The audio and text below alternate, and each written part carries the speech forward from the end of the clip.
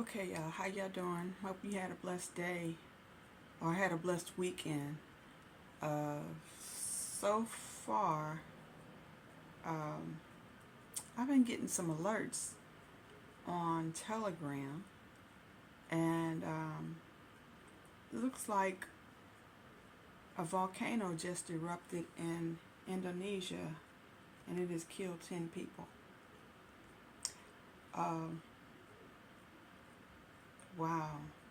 I'm trying to remember when is the last time that I have read in a news report that a volcano actually erupted and killed 10 people.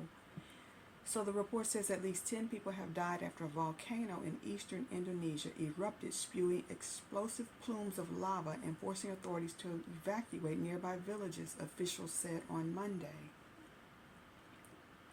It says Mount Lewatabi, Laki Laki, on the island of Flores, erupted at 11:57 p.m. local time on Sunday. I guess that's Indonesian time, or is that our time?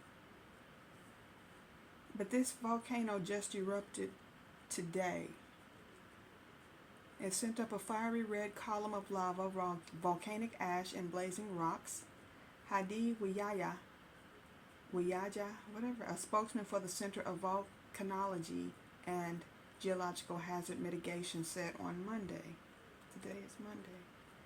So this thing it must have erupted around midnight. Lava and rocks hit the nearest settlements around 4 kilometers, which is 2 miles from the crater, burning and damaging residents' houses, he said. After the eruption, there was power outage, and then it was raining and big lightning, which caused panic among residents. I bet you it was. You see a big old streak of lightning, and then the volcano erupted and killing people. If that ain't apocalyptic, I don't know what is.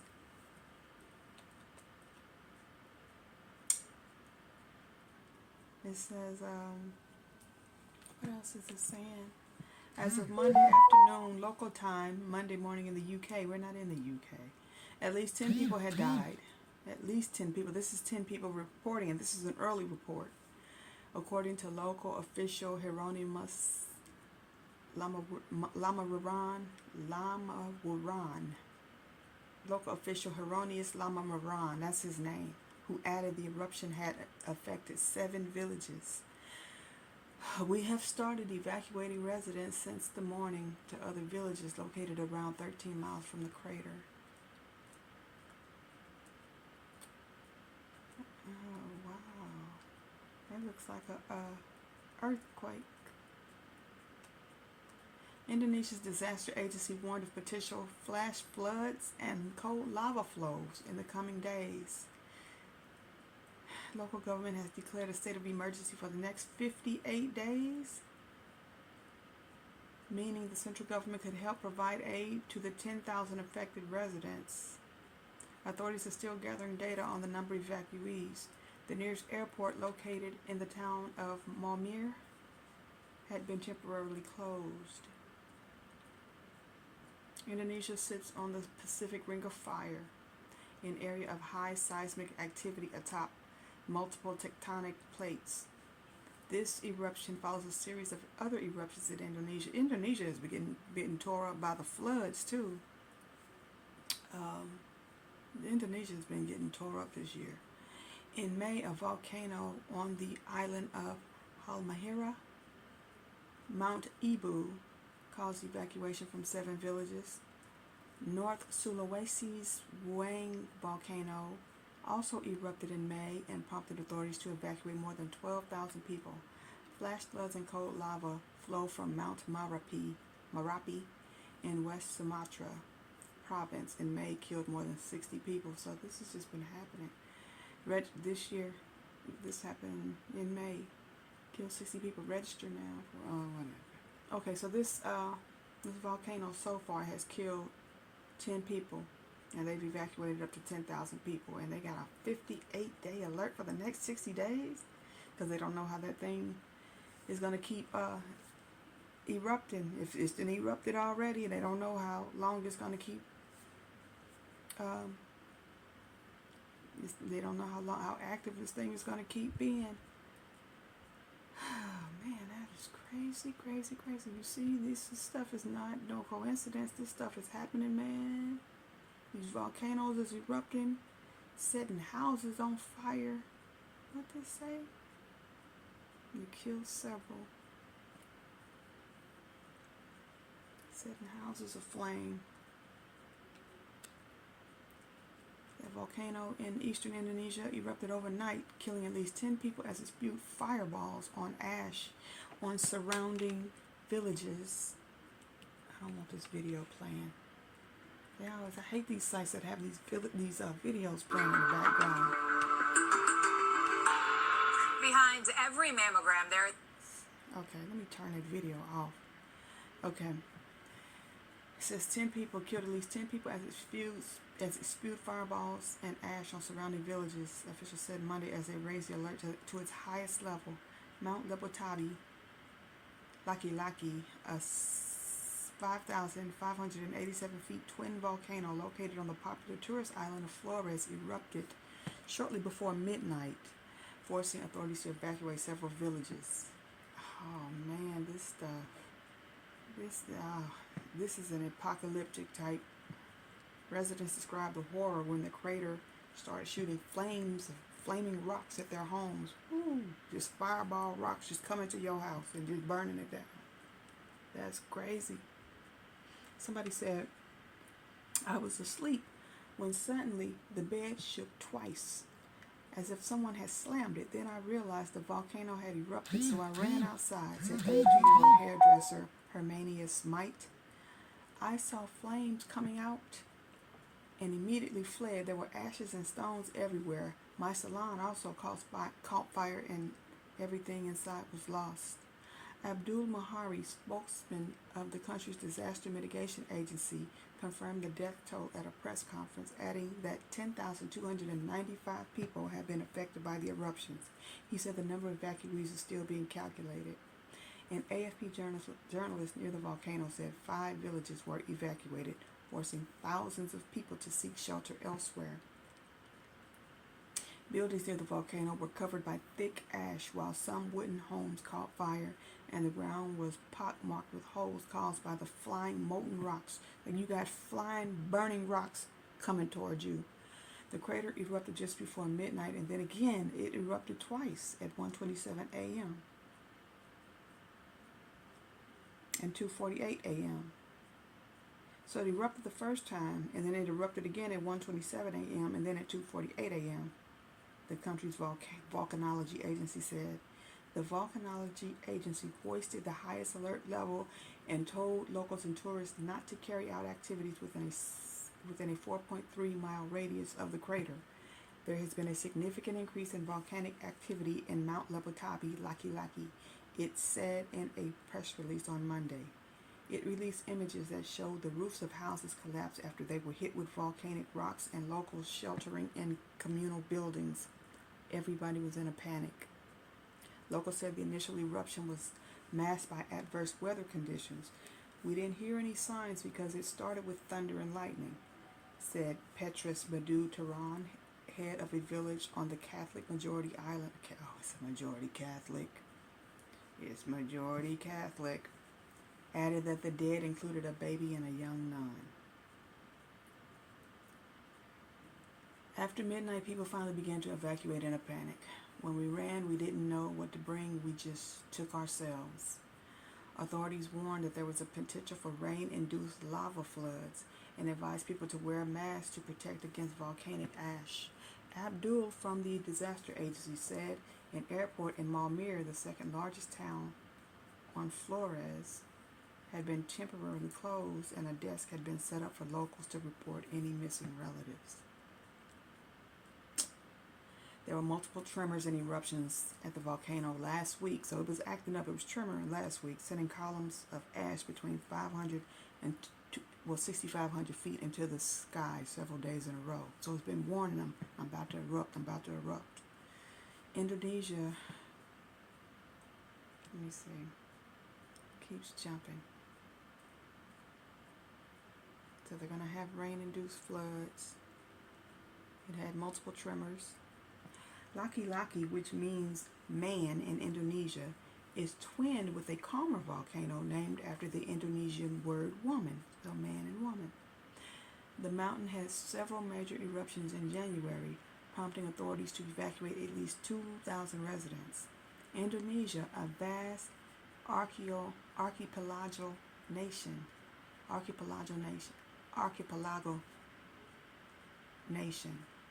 experiences frequent eruptions due to its position on the Pacific Ring of Fire, an area of intense volcanic and seismic activity. In December last year, an eruption at one of the country's most active volcanoes, Mount Marapi, in West Sumatra, killed at least 24 climbers climbing a mountain.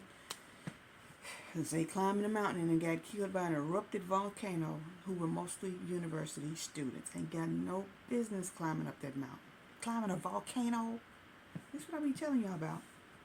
And in May, more than 60 people died after heavy rains washed volcanic material in Merapi into residential areas, sweeping away homes. That month, Mount Ruang in North Sulawesi province erupted more than half a dozen times, forcing thousands of people on nearby islands to evacuate. You couldn't give me a house on an island. You can't give me a beach house near an ocean. I don't care how beautiful it is, how beautiful the water and the waves and watching the whales and all that. You cannot give me a house on an island or nowhere surrounded by a large body of water. Nope. So, yeah, that was just a new story. Also, there was an alert that Quincy Jones just died today. The guy that's pretty much been responsible for a lot of the R&B music in the past, 50, 60 years, said he was 91 years old, and he died today. I wonder, was he sick? Was he, did he have dementia or something? Where is it at? Let's see. Quincy Jones did. He was the guy responsible for Michael Jackson's career, Tevin Campbell. God, I mean, let's see. Frank Sinatra. He discovered Frank Sinatra.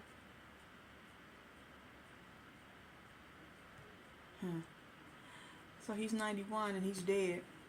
And you know, there's been a lot of things about Quincy that ain't been too good, about the sexual deviancy and the demonic stuff.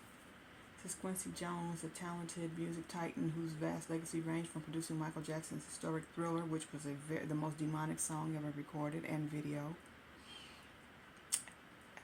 His historic Thriller album, to writing prize-winning film and television scores. It collaborated with Frank Sinatra, Ray Charles, and hundreds of other recording artists. Has died at 91. Quincy Jones is like the face of R&B, pretty much, for the past 50, 60 years. He's been on the scene for years. Said he died Sunday at his home in the Bel Air section of Los Angeles.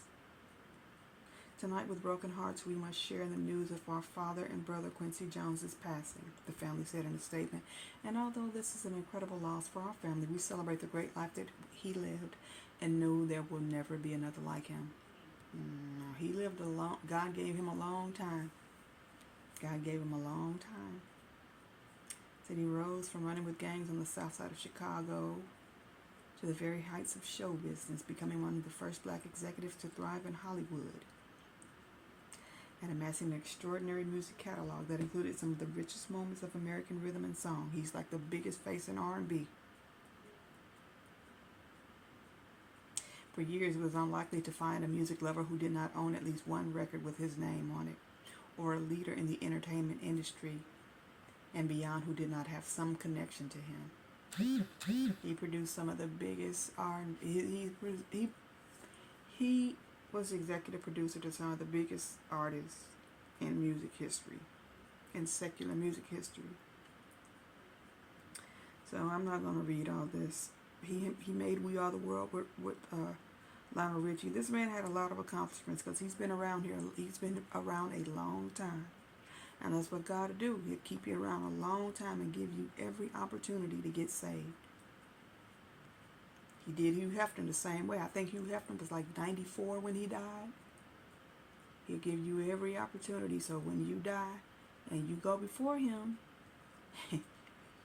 you can't say, well, I didn't have time. And I gave you 91 years. But you wanted to go to Hollywood and make Michael Jackson's Thriller album and produce Sanford and Son and what else they say he did, and Donna Summer and Stevie Wonder and Bruce Springsteen and Bobby. You wanted to work with all them. You made The Color Purple. He the one discovered Oprah. You discovered all these people made all these satanic songs. He backed Billie Holiday. He was in Billie Holiday's band in his mid-20s before starting his own band. He worked with Ray Charles. All these worldly accomplishments don't mean nothing now. Don't mean a hill of beans now when it's time to go meet God. He gives you every opportunity in the world. Every opportunity in the world to get yourself saved. So, I wonder what was his net worth when he died. Quincy was probably worth hundreds of millions of dollars. Let's see, Quincy Jones's net worth. Remember before Tupac, they got it at 500 million. Yeah, he's about up there. He's up there. Tupac said some things about Quincy Jones. Said he was gay, and this was a recording that has been completely scrubbed from the internet that we heard years ago.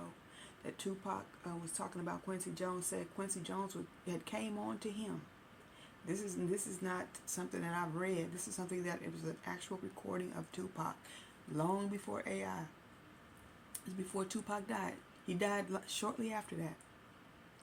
Tupac was saying that this man came on to him while Tupac himself was going with his daughter.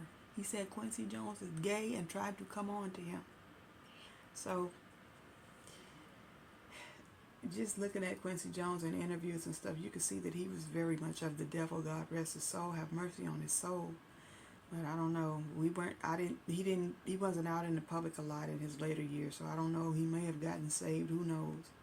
But this man had every accomplishment, all the money, all the accolades, everything in the world, and now it means absolutely nothing. Because the only thing that he can take with him, he can't take nothing with him but his soul, and that goes back to God or wherever God decides it goes. I don't know.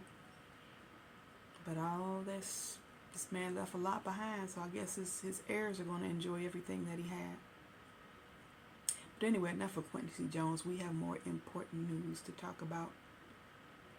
More important news to cover. As far as with the war, Iran's President Mossad Pezeshkian made another threat saying that Iran will not hurt Israel as much if Israel agrees to a ceasefire. He said that Israel has nuclear capabilities and that they are in the process of preparing an attack on Israel. And he said that that Iran will not leave unanswered any aggression against its sovereign and security. He said we will not leave unanswered any aggression against its sovereignty and security. So he's still making threats or whatever. They're planning on attacking Israel, but they have been warned by the United States that if they do attack Israel, that the United States will not be able to restrain Israel any longer. The United States can't restrain Israel anyway. Let's get that straight. They have no control over Israel whatsoever. Just because they're providing military aid does not mean that they control how Israel is going to fight this war, because they can't control God. And they can't control Prime Minister Netanyahu and Gallant either, his General Gallant. They can't control those men. They can't control Israel. They have no control over this war. So they did warn Iran, though, that if you attack Israel, then all bets are off, and they can just go after you any way they want, because they pretty much dust their hands off. But they also, the United States will also back Israel in its war against Iran for now, until it turns on Israel for whatever reason. So that's what's going on. Russia has also threatened Israel, saying that they're going to back up Iran. But I also got an alert on Telegram that's saying something about China is about to attack Taiwan. I don't know how true it is, because some of these people channels be so doggone crazy and speculative. China, they're saying that China is about to invade Taiwan. So I'm wondering, are these people planning all of this stuff at the same time, right before this election?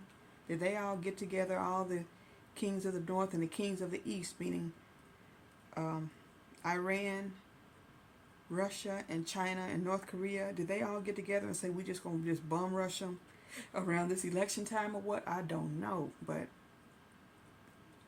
I got an alert on Telegram earlier this morning or late last night, saying that they are about to invade Taiwan. So some of these telegrams I need to delete, because some of these people just be saying stuff and issuing these stupid warnings and stuff with no proof. That's why I always provide mainstream news outlets and news stories, because I don't go by all these rumors and stuff. Rumors of wars, pretty much, as the Bible said.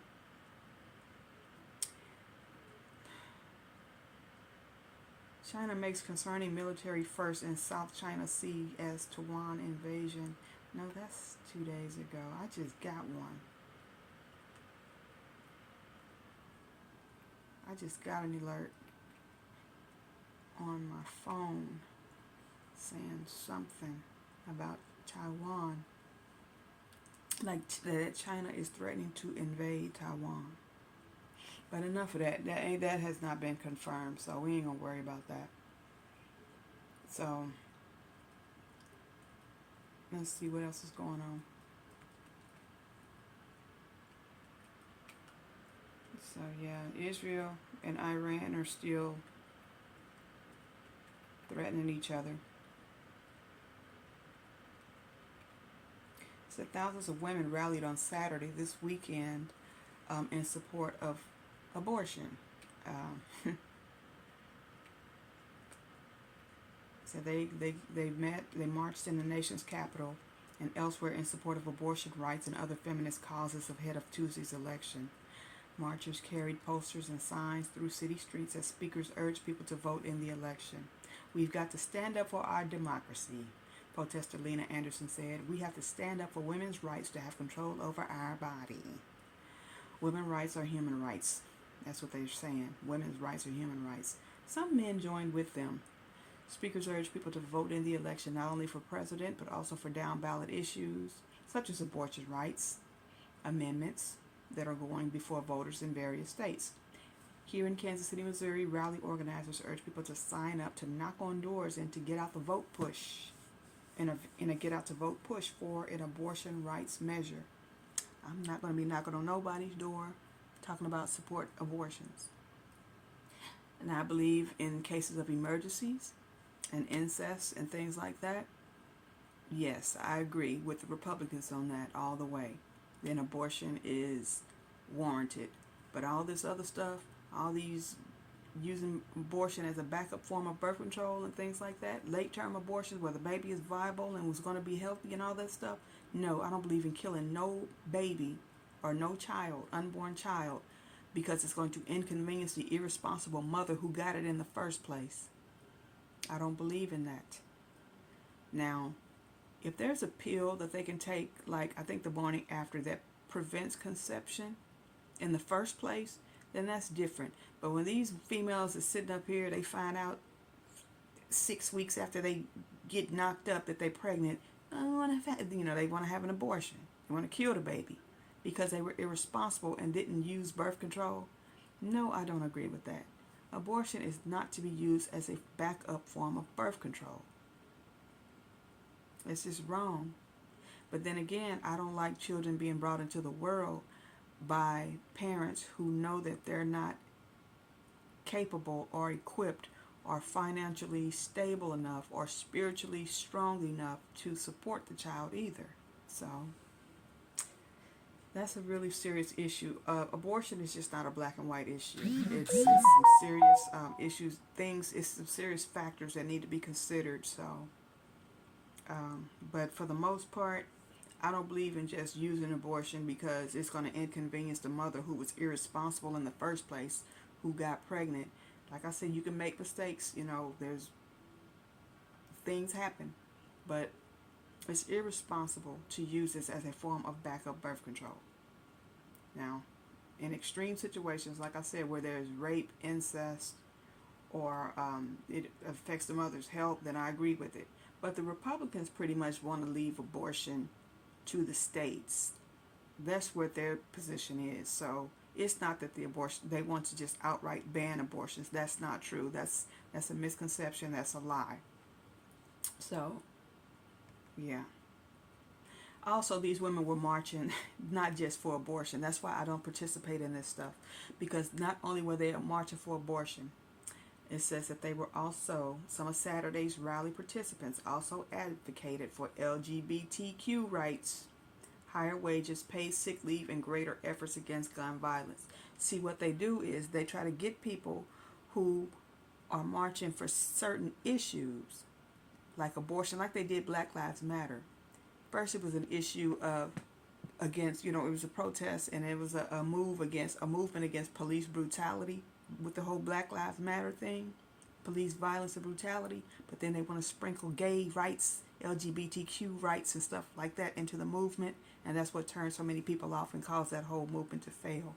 Don't try to sprinkle and backdoor people to participate in protests or in marches in support of rights that they don't believe in, because it's like if you're trying to get you want to that's like if Martin Luther King was marching for civil rights and racial equality and racial justice, and then Bayard Rustin, who was his back, it was Bayard Rustin, the guy that was with Dr. King. He was a homosexual. That's just like him trying to backdoor his gay rights causes into the civil rights movement. And we know that the civil rights movement was a heavily Christian themed movement. But then what if Bayard tried to ease in gay rights into it in the civil rights movement? That's what they do with these marches and things, these women rights and these Black Lives Matters and all that. They try to sprinkle gay rights and tranny rights and all that other foolishness into their movements and try to trick people into supporting these things inadvertently. So y'all got to watch how y'all team up with these different organizations and advocacy and special interest groups, because they'll try to trick you and get you to participate in other movements that you may not even support or agree with. So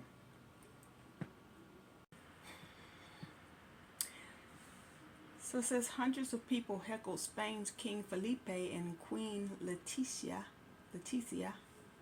as well as the Prime Minister and the regional leader of Valencia, throwing mud and shouting "murderers" as the group attempted an official visit to one of the municipalities hardest hit by the deadly flood. They call it Dana, the flood, Dana.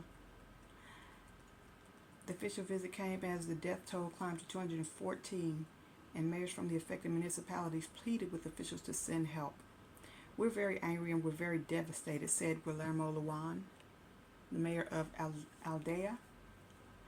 "We have a town in ruins. We need to start over, and I'm begging for help. Please help us." Luan said his town was in desperate need of heavy machinery to clear out the vehicles and debris piled up along the streets. In Paiporta, one of the towns most affected by the floods, the mayor, Maribel Albalat, described the situation as desperate. Days after the town's ravines overflowed, unleashed a deluge of water that wreaked havoc on the 29,000 inhabitants, part of the town remained inaccessible, she said. It's impossible because there are vehicles with bodies, and these have to be removed. Everything is very difficult. Her remarks came as Prime Minister Pedro Sanchez said 10,000 troops and police will be deployed to help out with what describes as the worst flood our continent has seen so far this century. Yeah, Europe has been hit with cataclysmic flooding. He acknowledged that help had been slow in reaching where it was most needed. I'm aware that this response we're mounting isn't enough. I know that, he said. And I know there are severe problems and shortages, and that there are still collapsed services and towns buried by the mud where people are desperately looking for their relatives, and people who can't get into their homes, and houses that have been buried or destroyed by mud. I know we have to do better and give it our all. Scientists say that the human-driven climate crisis is increasing the length, frequency, and intensity of extreme weather events. That's all over the world that this is happening. So this climate crisis that they're always talking about and always crying about is human caused. But it's also God ordained. It says the warming of the Mediterranean, which increases water evaporation, plays a key role in making torrential rains more severe, experts have also said. The official visit came as questions continue over why the alert warning people to stay in their homes was sent out only after the water levels began to rise. The meteorological agency launched a red alert for the Valencia region on Tuesday morning, keeping it active as conditions deteriorated throughout the day, but it took until after 8 p.m. for the Civil Protection Service, which is overseen by the regional government, to send an alert urging residents not to leave their homes. So they said these alerts came too late, and they're blaming they're blaming the royals and the government for that. So they said over 200 people have been died, and that's just the people that have been accounted for. They said there's still thousands missing. But my opinion is just this: they can't blame the king and the queen and the prime minister and the government. That's just like the people in North Carolina, or the people over here, blaming the government for Helene and Milton when it's not the government's fault. Those are acts. Those are natural disasters. They call them acts of God. We don't know if God causes them or if God allows them to be sent by the devil. We don't know, but these are things that are beyond any government official's control, any king or queen's control. So these people are blaming them. You need to send help. You need to send help. There's no way that they can reach and save and they deliver aid to an entire city or town or village of people, immediately. There's just no way. It's impossible. So I think that's wrong to blame the government.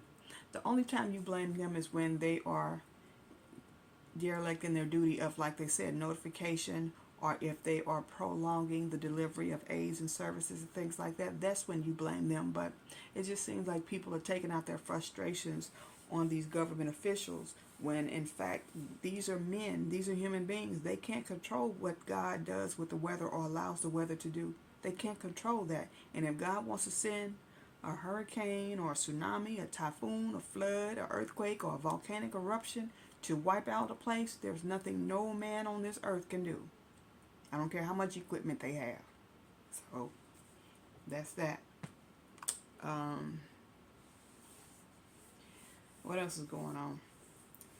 It says this sick pervert from Northern Ireland has been given a life sentence with a minimum of 20 years in jail for the extreme online sexual abuse of children and the manslaughter of a 12-year-old girl. Remember, I made a video a couple of days ago about this wicked woman down in Florida that tried to get this 10-year-old baby to commit a triple murder of her foster parents and a newborn 2-month-old baby. But luckily she didn't succeed. So this monster, this demon, he's 26, Alexander McCartney from County Armagh, admitted pleaded guilty to 185 charges, including more than 50 blackmail offenses. Now one of the world's most prolific online child abusers, he created fake personas to target as many as 3,500 victims ages 10 to 16 from more than 30 countries. He pleaded guilty to the manslaughter of a 12-year-old girl from the United States. Her name was Cimarron Thomas, who took her own life in 2018 while he was abusing her.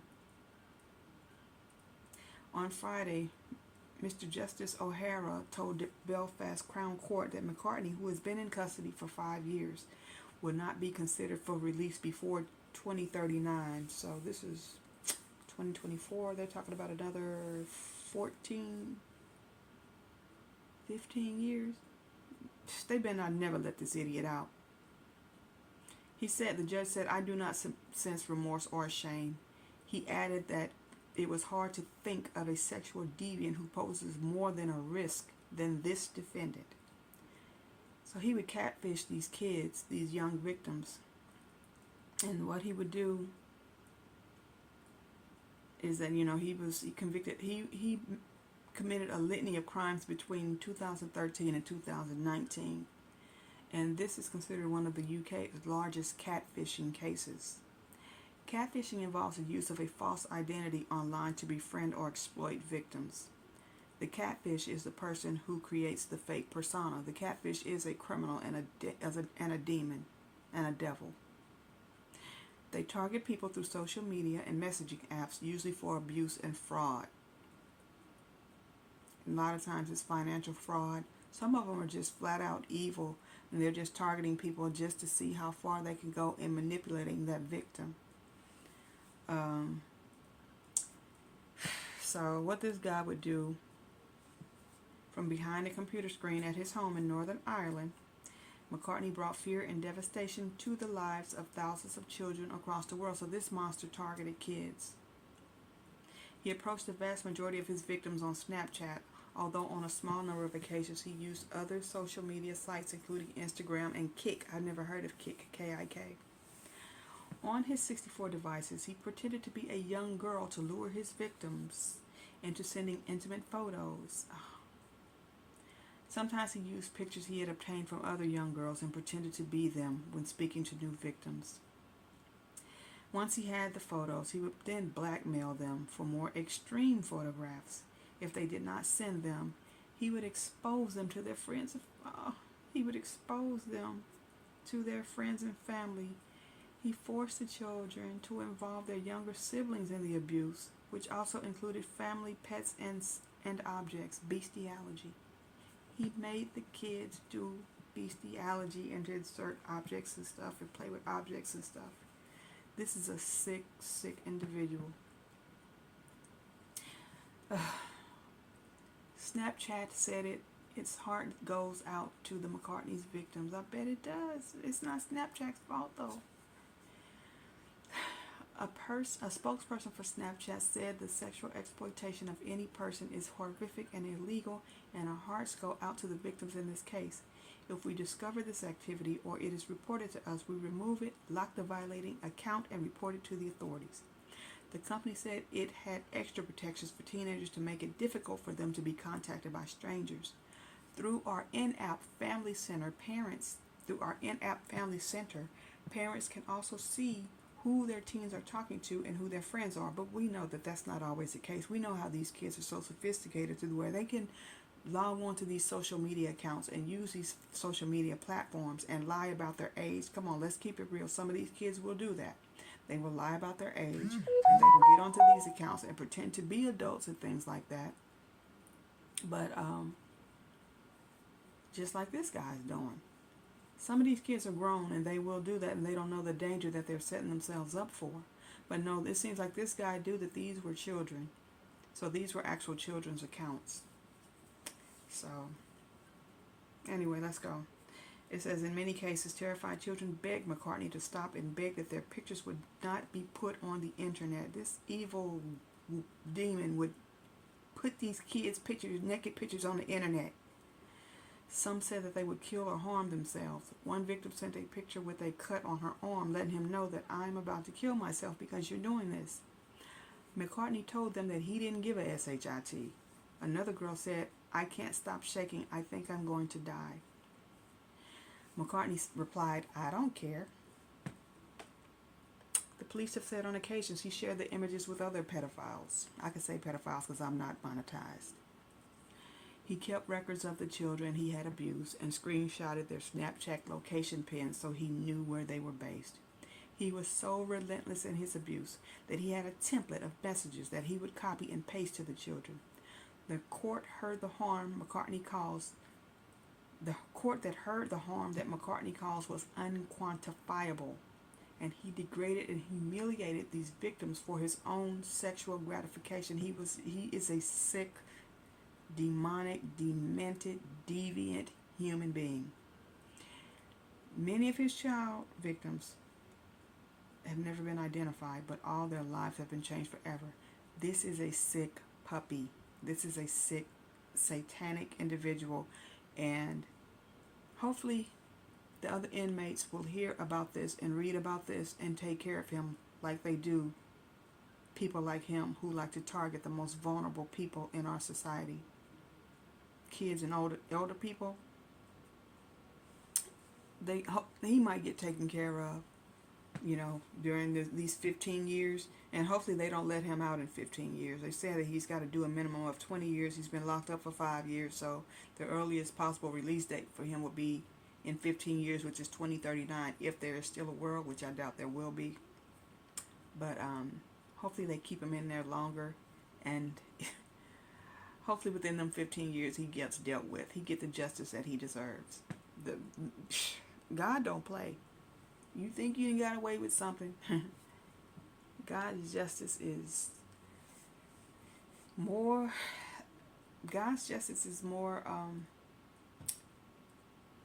on point than any man's justice can be. So he'll deal with him on his own time, on his own terms. This guy will get dealt with. So in Nigeria, 29 children are facing the death penalty. They were arraigned on Friday for participating in a protest against the country's record cost of living crisis. So they were protesting against poverty. They were engaged in an anti-poverty protest with 76 other people. So 29 of these protesters there was a total of 76 protesters, and they were charged with 10 felony counts, including treason, destruction of property, public disturbance, and mutiny. And 29 of these protesters were children or minors in age from 14 to 17 years old. And the reason for the protest is because of their frustration over the cost of living. And, this has had caused several mass protests in recent months in Nigeria. It says in August, at least 20 people were shot dead and hundreds were arrested at a protest demanding better opportunities and jobs for young people. So they're trying to kill these kids and give them the death penalty.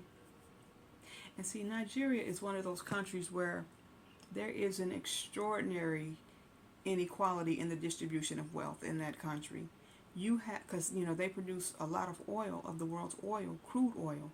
So you got people who are rich in Nigeria worth billions and billions of dollars, while you got the poor people in Nigeria living in abject poverty. Serious poverty. It's even worse in Nigeria than it is over here in the States, where you see people like Bill Gates and Elon Musk and Warren Buffett worth billions of dollars, and you got people sleeping in their cars. Well, it's even worse over there in Nigeria, in those African continents, or in the African continent, in those African countries where there are people living in extreme wealth and people living in extreme poverty. And so this is the case in Nigeria. So they're threatening to kill these kids along with these adults who were marching in the streets to protest the extreme inequality of wealth distribution in their country and the lack of opportunities and jobs that will enable them to sustain themselves and their families, to feed themselves and their families. So let me continue reading this. Let me stop talking. I'm getting off and veering off. So they're trying to challenge this in any way that they can to keep them from putting these kids to death. It says, a civil society organization promoting good governance in Nigeria said authorities have no business prosecuting kids. The Chief Justice of Nigeria should be ashamed. She is a woman and a mother. Despite being one of the top crude oil producers in Africa, Nigeria remains one of the world's poorest countries. Chronic corruption means the lifestyle of its public officials rarely mirrors that of the general population. They live high while people live low. That's me saying that. Medical professionals often strike to protest meager wages. They don't even pay their doctors and their nurses the way they're supposed to. That's me saying that.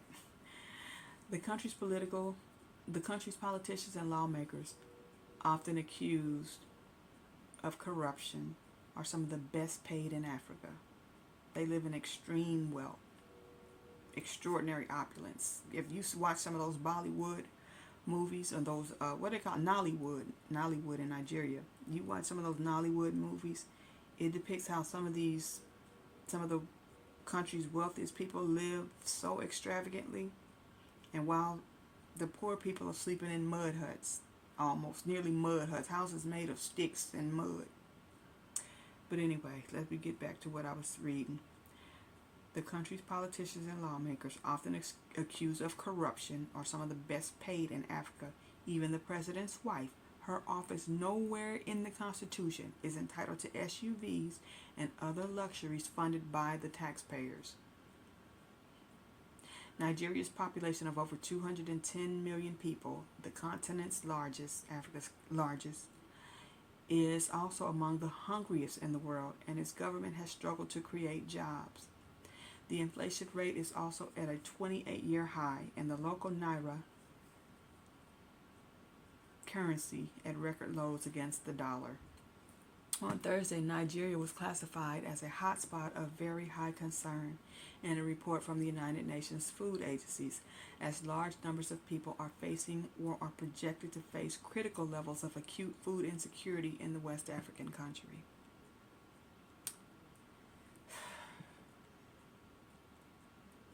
That's why Jesus said, the poor you will always have among you, because of the extreme greed of man. He saw that when Jesus was alive and he was on the earth. He said, the poor you will have among you, because he saw the extreme greed and the extreme wealth inequality in this world right to this day. He saw all of that. That's why he said that.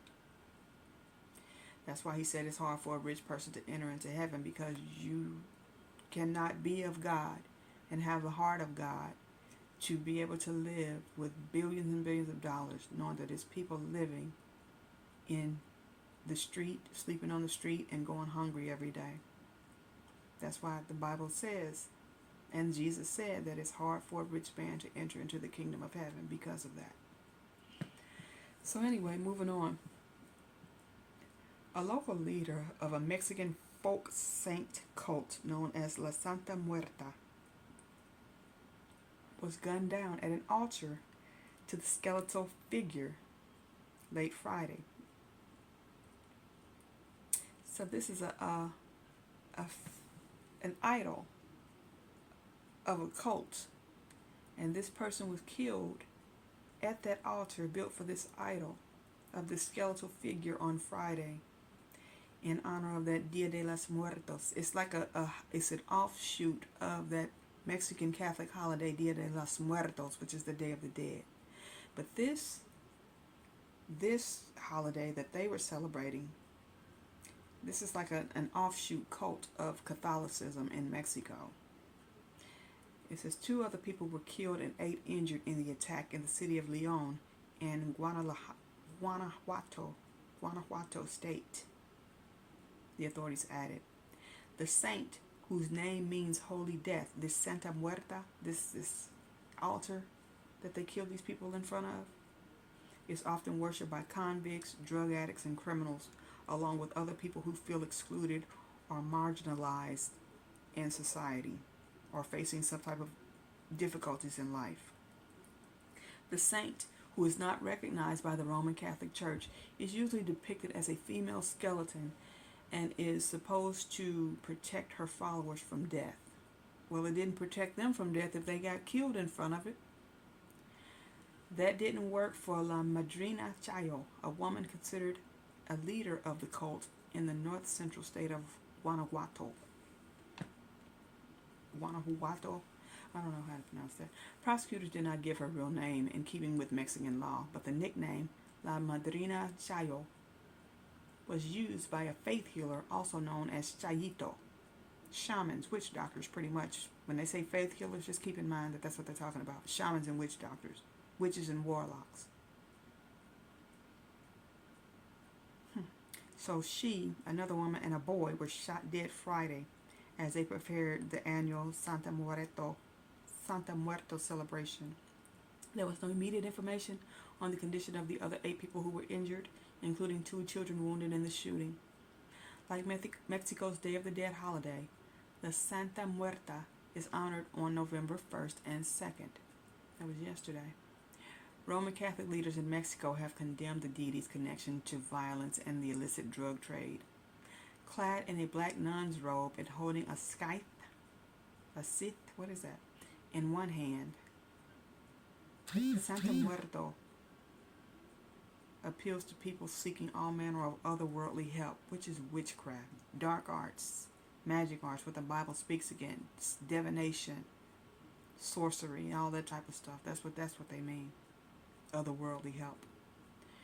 Okay, so from fending off wrongdoing and carrying out vengeance to stopping lovers from cheating and landing better jobs, they use this witchcraft. These cult members use this type of witchcraft.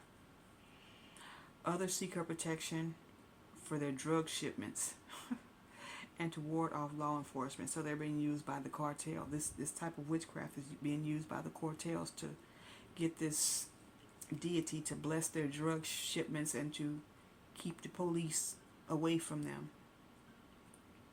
While the cult may sound ominous, the annual celebrations honoring the Santa Muerta are friendly affairs, with people warmly greeting fellow worshippers and offering small gifts. It's still demonic, it's still devil worship, it's still witchcraft, it's still sorcery. I don't care what they do. I don't care how much fun they have or what type of music they play.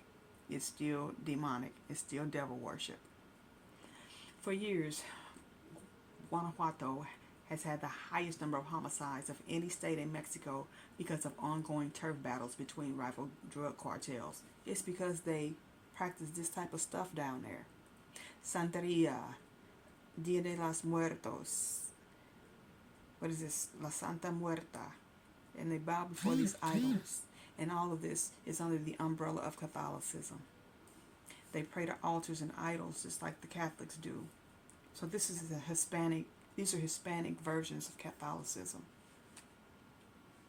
And they wonder why they have the problems that they have. Just like the United States. So this country's wicked too. That's why it has the problems that it has.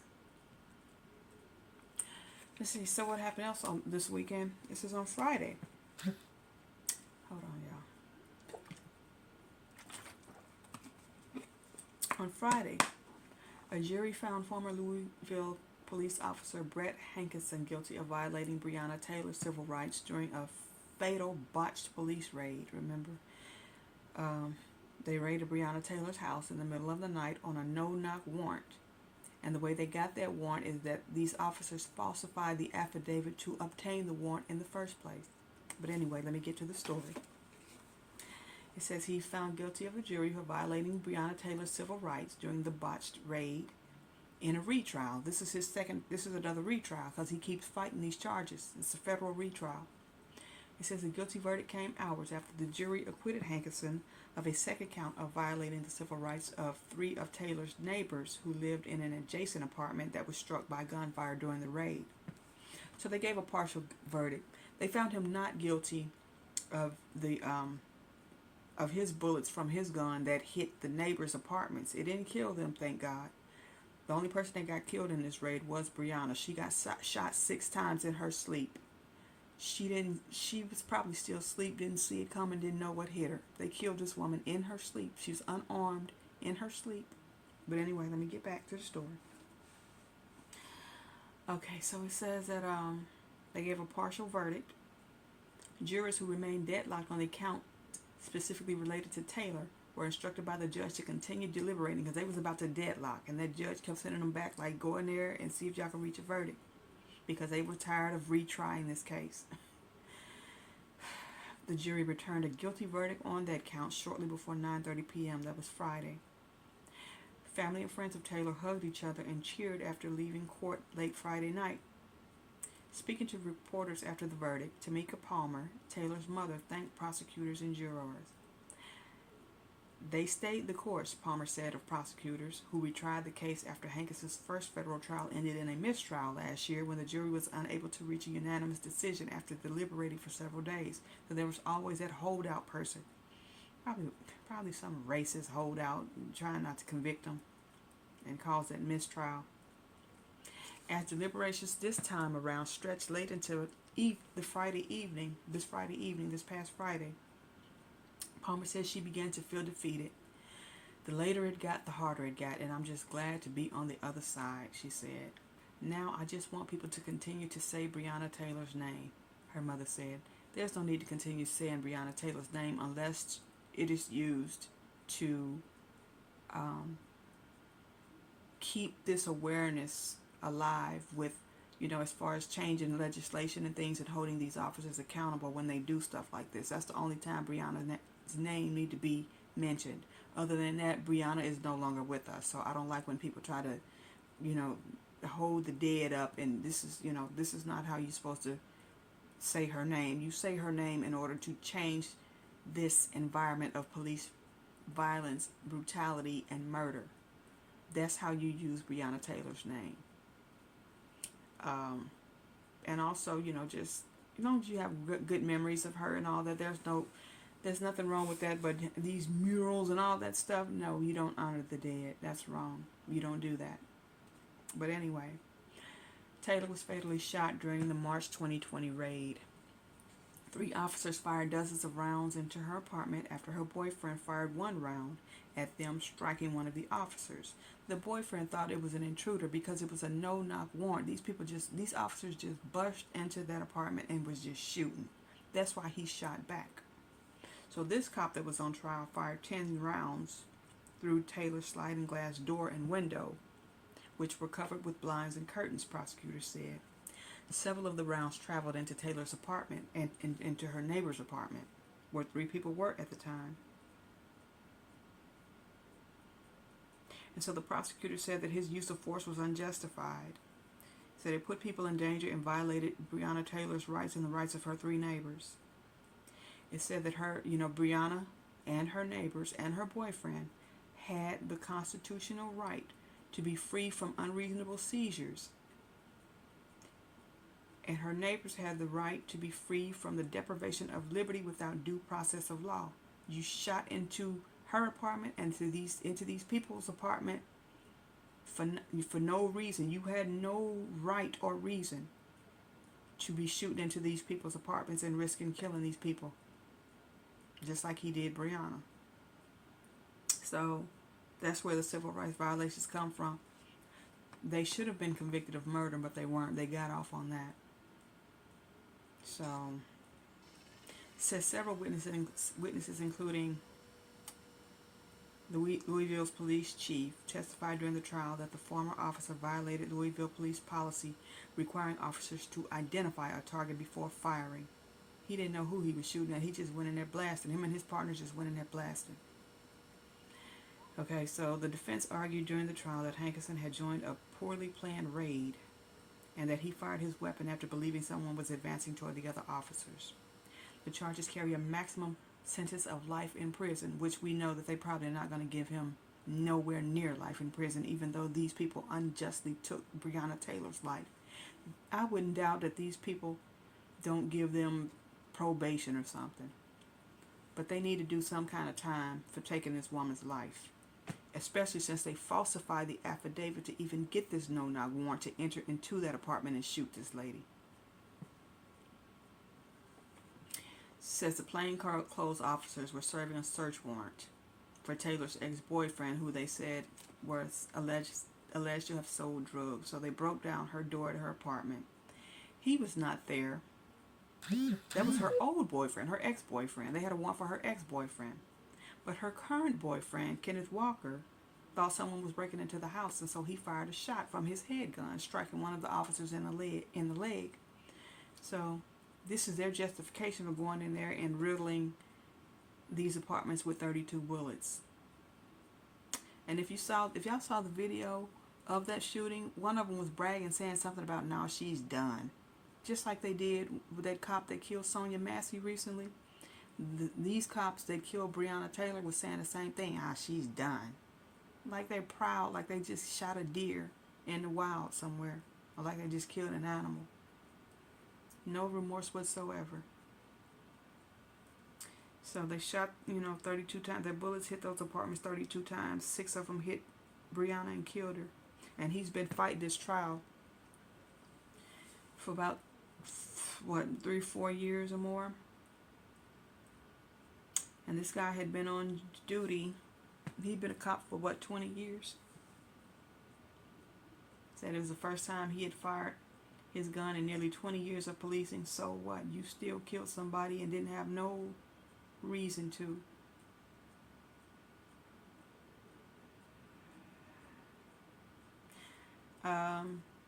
But yeah, they convicted him. His defense was, he insisted that the only person my bullet could have struck was the shooter, which was Breonna's new boyfriend, who shot back when he heard people breaking into the house. He didn't know if they was officers. He didn't know if they were burglars. The boyfriend just shot his gun. So he's saying that the only bullets in my gun that could have hit anybody was the shooter, instead of the other neighbors that were in the other apartment and Breonna. That's not true. When you go into an apartment or into a scene, into a raid, just blindly shooting people and not knowing who your target is, then that's carelessness. And so the police department fired him because they said that he violated department procedure when he wantonly and blindly fired into those apartments. There were 2 other officers that were involved in the raid who were not charged, so they got away with it. Kentucky Attorney General Daniel Cameron called Taylor's death a tragedy. And yes, it was an unjustified tragedy. But said that 2 officers were justified in their use of force after having been fired upon by Walker. No, they were not justified. The man thought somebody was breaking into the house. They were not justified. So he's just been convicted of violating Breonna's rights, even though he killed her. They killed her. Those cops killed her. None of them was convicted of her murder. So he's facing up to 20 years. But with the way this justice system treats black people, they treat a dog's life better than they do a black person's life. Had they done this to a dog, gunned down a dog like this, they probably would have gave him life. Or been talking about giving him 20 years or something like that. But and convicted him of killing the dog. They would have actually convicted him of killing the dog if it was a dog. But with Breonna Taylor and others like her, he gets convicted of violating her civil rights. Not of killing her. Not of voluntary manslaughter. Not of manslaughter. Not of involuntary manslaughter. Not of murder, which is exactly what this was, a murder. She's a 26-year-old paramedic when she died, gainfully employed, minding her business, sleeping in her bed. She was hit with 6 bullets in her sleep, didn't see what hit her, didn't know what hit her. So, facing 20 years, they're going to give him a slap on the wrist. They hope this die down and they can give him a slap on the wrist, probably give him a suspended sentence or something. I don't put nothing past these people because this justice system ain't never worked for us. So, we'll see. They said he faces life in prison, but he's not going to get nowhere near that. Okay, end of story. This is pissing me off.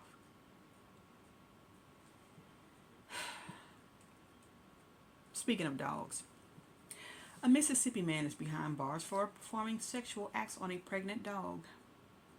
According to the Jackson County Sheriff Department, 31-year-old Timothy Sanders was taken into custody after his cousin caught him sexually abusing a pit bull in Escatawapa. What is this called? Escatawapa? Whatever, Mississippi. Some podunk town in Mississippi. The cousin, who is the dog's owner, says Sanders was holding the female dog down and having sexual intercourse with her. Sanders was arrested Wednesday afternoon at his home and charged with unnatural intercourse and animal cruelty. County Judge Mark Watts denied bond for Sanders during a court hearing. Yeah, he's just not fit to even be in society raping dogs. But I got about 5, I haven't really covered this. So I got about 5 news clips of people being charged with raping animals, with bestiality. And they range from, one was a police officer, one was a high-ranking school official, one was, there's like 2 couples, married couples. One was a teenage boy in Florida, and one was just some weird man. And usually when they resort to committing bestiality, they usually also are pedophiles. They usually are child molesters. So these sick individuals usually rape kids and dogs. They're just sexually deviant, sexually demonic people. And so I posted some stories up there because I don't really talk about this a lot. It's just disturbing. It just vexes the spirit of most people. But this guy was put in. The judge did right. He locked him up without bond. Because anytime you rape a pregnant dog, you don't deserve to be free in society at all.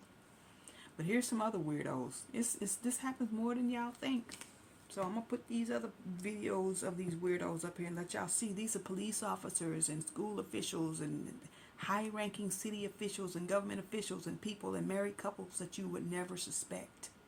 So my throat is getting getting dry because I've been talking for about an hour.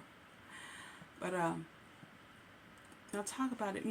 When people be participating in these extreme sports and these extreme activities for recreation, meaning that they don't do it for any essential, it's not an essential activity, meaning that deep sea fishing, if you are doing deep sea fishing, that's a dangerous sport because you can fish off a dock. You can catch fish in a more safer manner that does not put your life in danger the way deep sea fishing does. Mountain climbing, there's no reason to be climbing any mountain at all. That's just an outright dangerous, that's a recreational dangerous activity, such as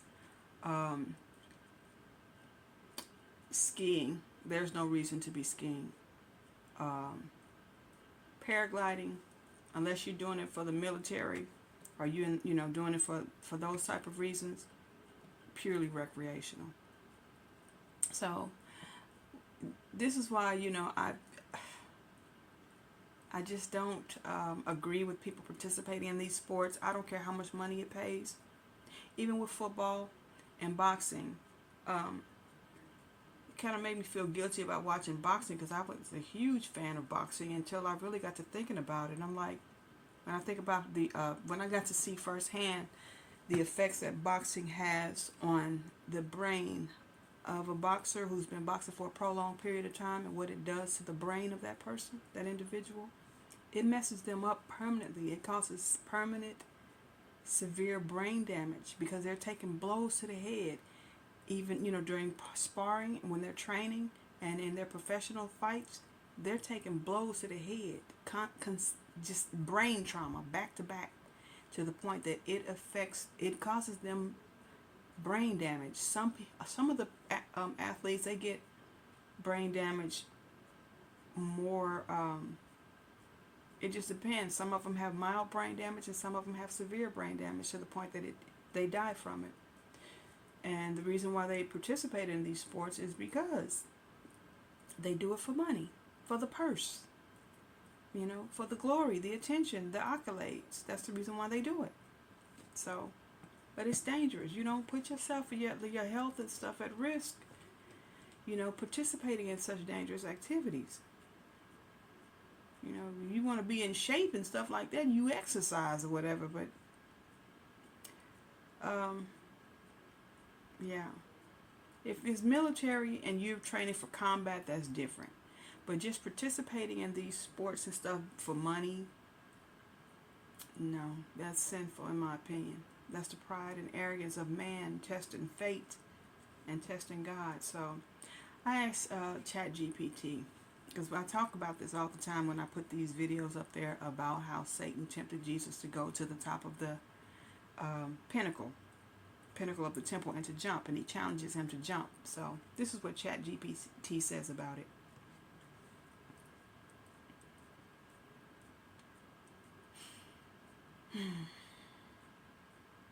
Okay. Okay, talk to me. Why are you not talking to me?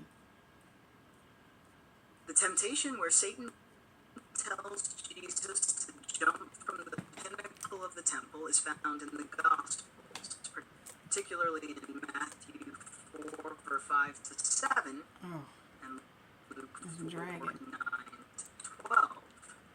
The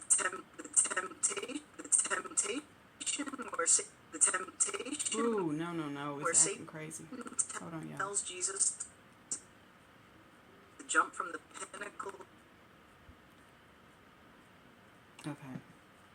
It says the temptation where The Satan... temple is found in the Just shut up. Just Gospels, shut up. particularly in Matthew 4, verse 5 to 7, and It's dragging on me. 9 to 12. I'm going to shut her up, because this thing is acting crazy. Okay. My mouth is dry.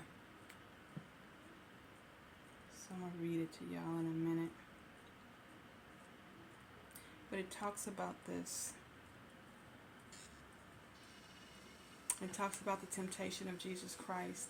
And I think there's a movie about this. I believe The Temptation of Christ, The Last Temptation of Christ. I think there might have been a movie released like in the early 2000s. The Last Temptations of Christ. I need to go back and look and see where the devil actually challenges Jesus.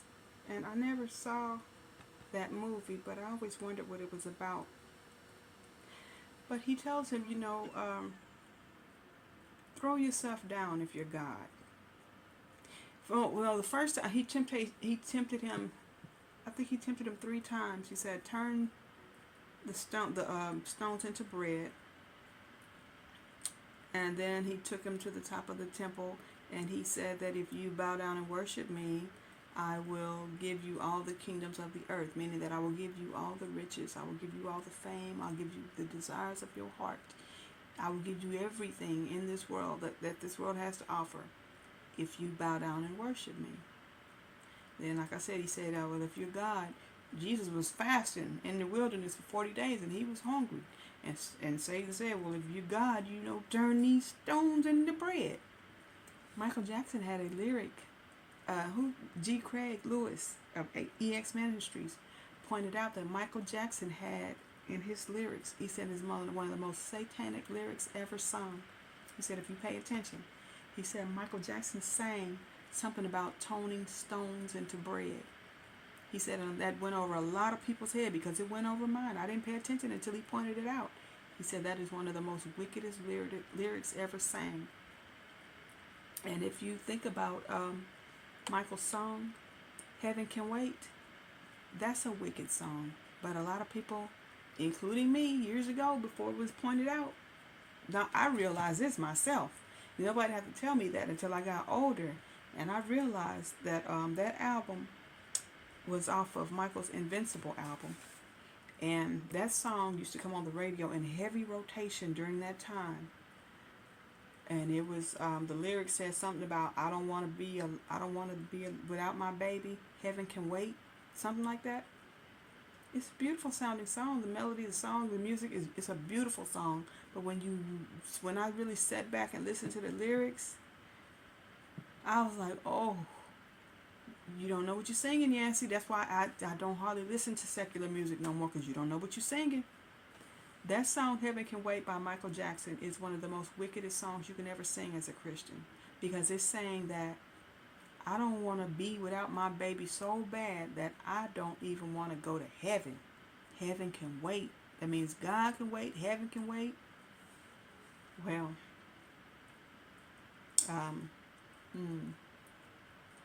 it took me to get probably, I realized that probably about 10 or 15 years ago how wicked that song was, but that song has been out since I think 2000, 2001 when he released that Invincible album. But then G. Craig was saying that song, I forgot what song it was, but he said that Michael sang about turning stones into bread.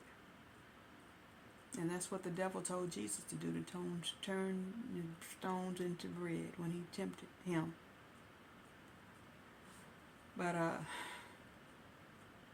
you don't even know what you be singing when you listen to these songs, because you know if you watch the Truth Behind Hip Hop series that G. Craig does, and then there was this other white guy who made a documentary about the truth behind rock and roll before the Truth Behind Hip Hop series.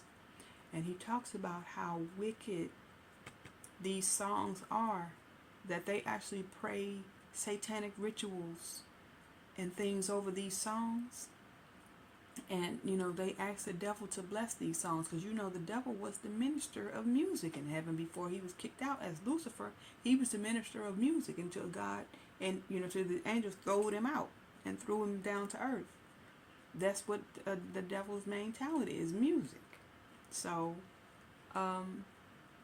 these documentaries, The Truth Behind Rock and Roll and The Truth Behind Hip Hop, talks about how these artists pray over these songs and these during these studio sessions and stuff.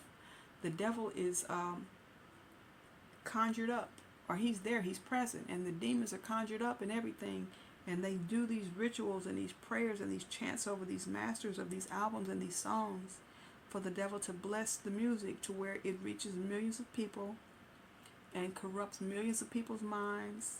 And it just it does what it does. Like with the rap music and the heavy metal and all that stuff, it causes people to go out and commit murder, commit promiscuity, commit selling drugs, doing drugs, drinking. That's the main lyrics in most rock and roll and rap songs and things like that. The main themes of these songs are sex, fornicating, committing adultery, some of them homosexuality.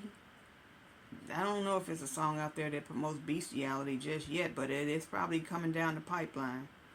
But most of the songs and the lyrics in R&B, in rock and roll, in heavy metal, in rap, any type of this secular mainstream music is about sex, drugs. I usually, like I said, I usually don't fool with the bestiality stuff because it's so disgusting, and it just I just can't imagine people that sick in the head that they would want to have sex with animals. But the Bible does address bestiality. Matter of fact, the Bible puts into the same categories these abominable sexual deviant practices, sexual immorality, bestiality, homosexuality.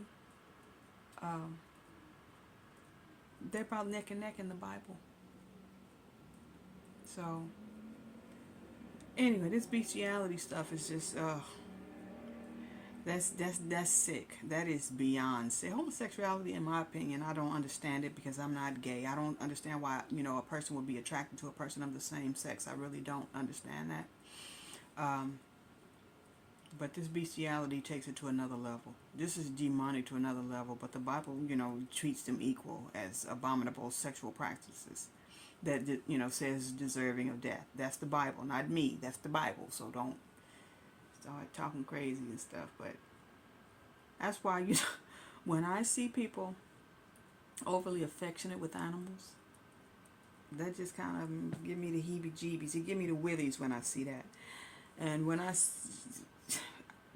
see a person allow animals to run all over their house and stuff, you know, in their kitchen and all in their house and on their bed and in their couch and stuff, the animals is just everywhere. I try not to eat at that person's house because that's disgusting. Because you know what animals do.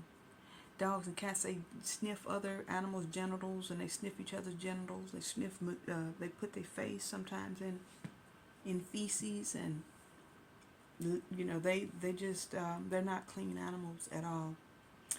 They lick themselves and things like that. So when I see a person overly affectionate with an animal, treating it like a human being or like it's a child or something or a member of their family, and I see them allowing them animals to run all over their house and stuff and in their kitchen and stuff, I don't eat over their house. I said, no, you just can't eat everybody's cooking. That's why when, like you be at work and stuff and people or different places and people be bringing potlucks and stuff and food from home and stuff, you don't know if them people have pets and stuff. You don't know what they do at home. And that's why whenever like I'm staying like at a hotel or something, I would always ask them, if you have a place designated where you have pets, then I don't want to be in that part. But most of these hotels now are allowing people to bring pets. And then you have a lot of people. I was so pissed off the other day when I saw a guy that had this little belt thing, this harness, is that what you call it? This little thing that you put on service dogs. So this dog looked like he had a black lab, a Labrador. He was in the grocery store shopping. And this dog had on a black strap thingy. Looked like he ordered it on the internet, because that dog was barking at everything that came past him. And I'm thinking, I told the security guard, I said, ain't no way that's a service dog. I said, y'all just let people come up in here with anything. And I just walked out the store. But they do that. People do that. They want to bring their pets into the grocery store around food and don't have no respect for other people who don't like the thought of animals being around their food. But these ignorant, nasty, disgusting people will bring their pets into. Service animals are different. I put them in a totally different category, because service animals are there for a medical reason. But you got these people talking about emotional support dog, and people just flat out just bringing their pets into the store. These are just some outright nasty, disrespectful, disgusting people. And there should be some laws, more stricter law enforcement of this, when people lie and try to bring their pets and emotional support animals into public accommodations that do not allow pets. That's wrong. It's disgusting. Not everybody likes dogs and cats. And I think that violates the rights of people, especially if they have allergies or they have like phobias and things. I can honestly tell you, I have a phobia against any animals getting near me, period. I don't like dogs or cats getting near me. I don't care what size they are. I have a phobia about that from childhood. I don't like that. I don't like your animals. I don't care how you tell me, oh, he won't bite and my cat is friendly and my cat is I don't care. That's your cat. That's not my cat. I don't like animals near me. And there are a lot of people like me. And I think that they need to be more respectful and mindful of the fact that everybody do not care for animals being near them. I respect the life of animals. I don't believe in animal cruelty or anything like that. But keep your pets at home. Having a pet is a major responsibility. And you need, if you're going to have one, at least keep it under control. Don't try to bring your animals into grocery stores where other people buy their food. That's just wrong. Because, and also, if a person does not want pets in their home or in their place of business, honor and respect that. Because when you take your dogs and cats out walking and they poop in the grass, their feet are tracking in that grass and in that poop. And people don't want that in their place. Y'all don't understand that though. Y'all don't see that how disgusting that is. Even to sit, I don't see how y'all even sit up and watch an animal shit. I'm sorry, I slipped up. I don't see how y'all. I mess up too. I'm not perfect. I'm not trying to pretend to be. I don't see how you all can sit up and watch an animal use the bathroom and then y'all carrying it around. Dick Gregory said that. He said they sit up and watch the animal use the bathroom in the grass and then pick it up and carry it. I kid y'all not. I saw a woman one day pick up a dog. Her little dog had used the bathroom in front of the hotel. Little bitty dog. Used the bathroom in front of the hotel. She picked it up with her hand, her bare hand, and put it in the trash can. I kid you not, old white lady. Looked like she had money too. picked that up, picked it right up with her bare hands and put it in the trash can. I said, see, that's why you just can't eat after everybody, and that's why you got to keep your hands sanitized with you and stuff, because people are very, very trifling with these animals.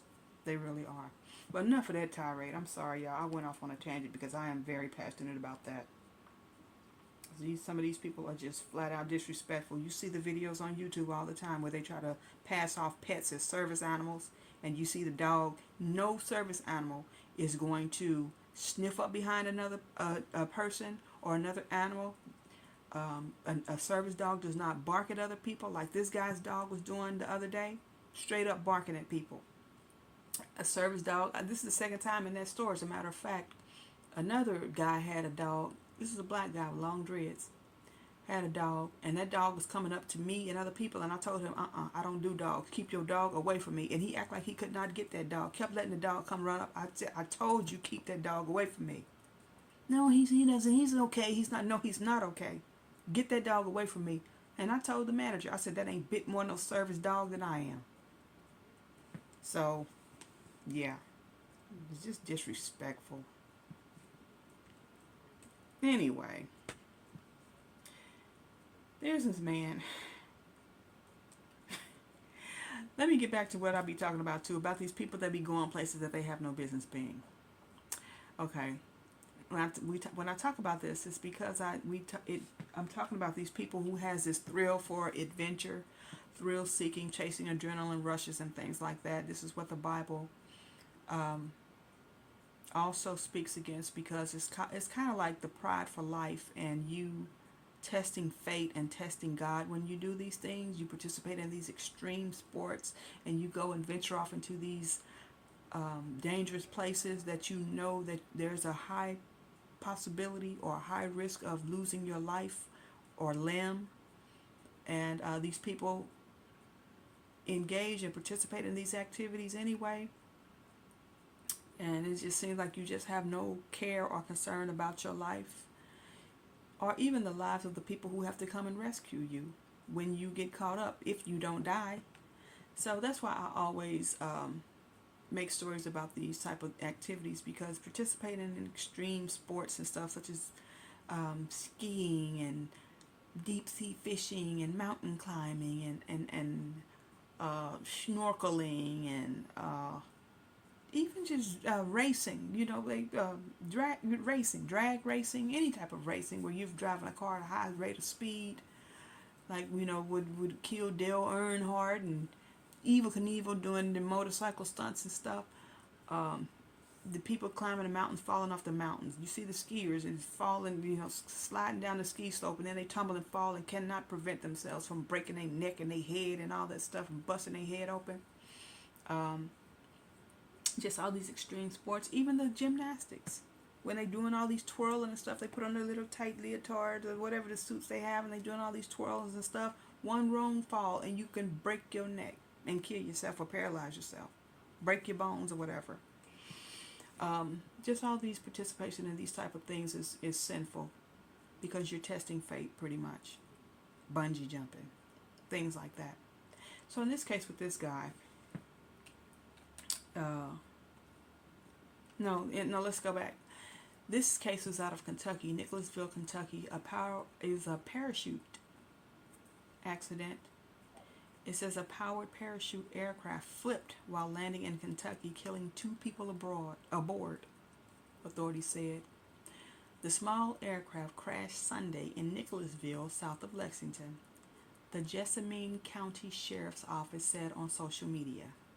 The man and woman aboard the aircraft were killed. Sheriff Kevin Grimes said at a news conference, the aircraft, called a Buckeye Dream Machine, flipped over while landing around 5:45 p.m. That was this weekend. Or was it last week? It says Sunday. That wasn't yesterday. Or was it? It might have been last weekend. But anyway, it was recent. So he said the plane flipped over and killed both of them. And they said they expect a preliminary report regarding just what caused this accident in about 30 days. It was a recreational sport. They weren't doing it for work or the military or anything like that.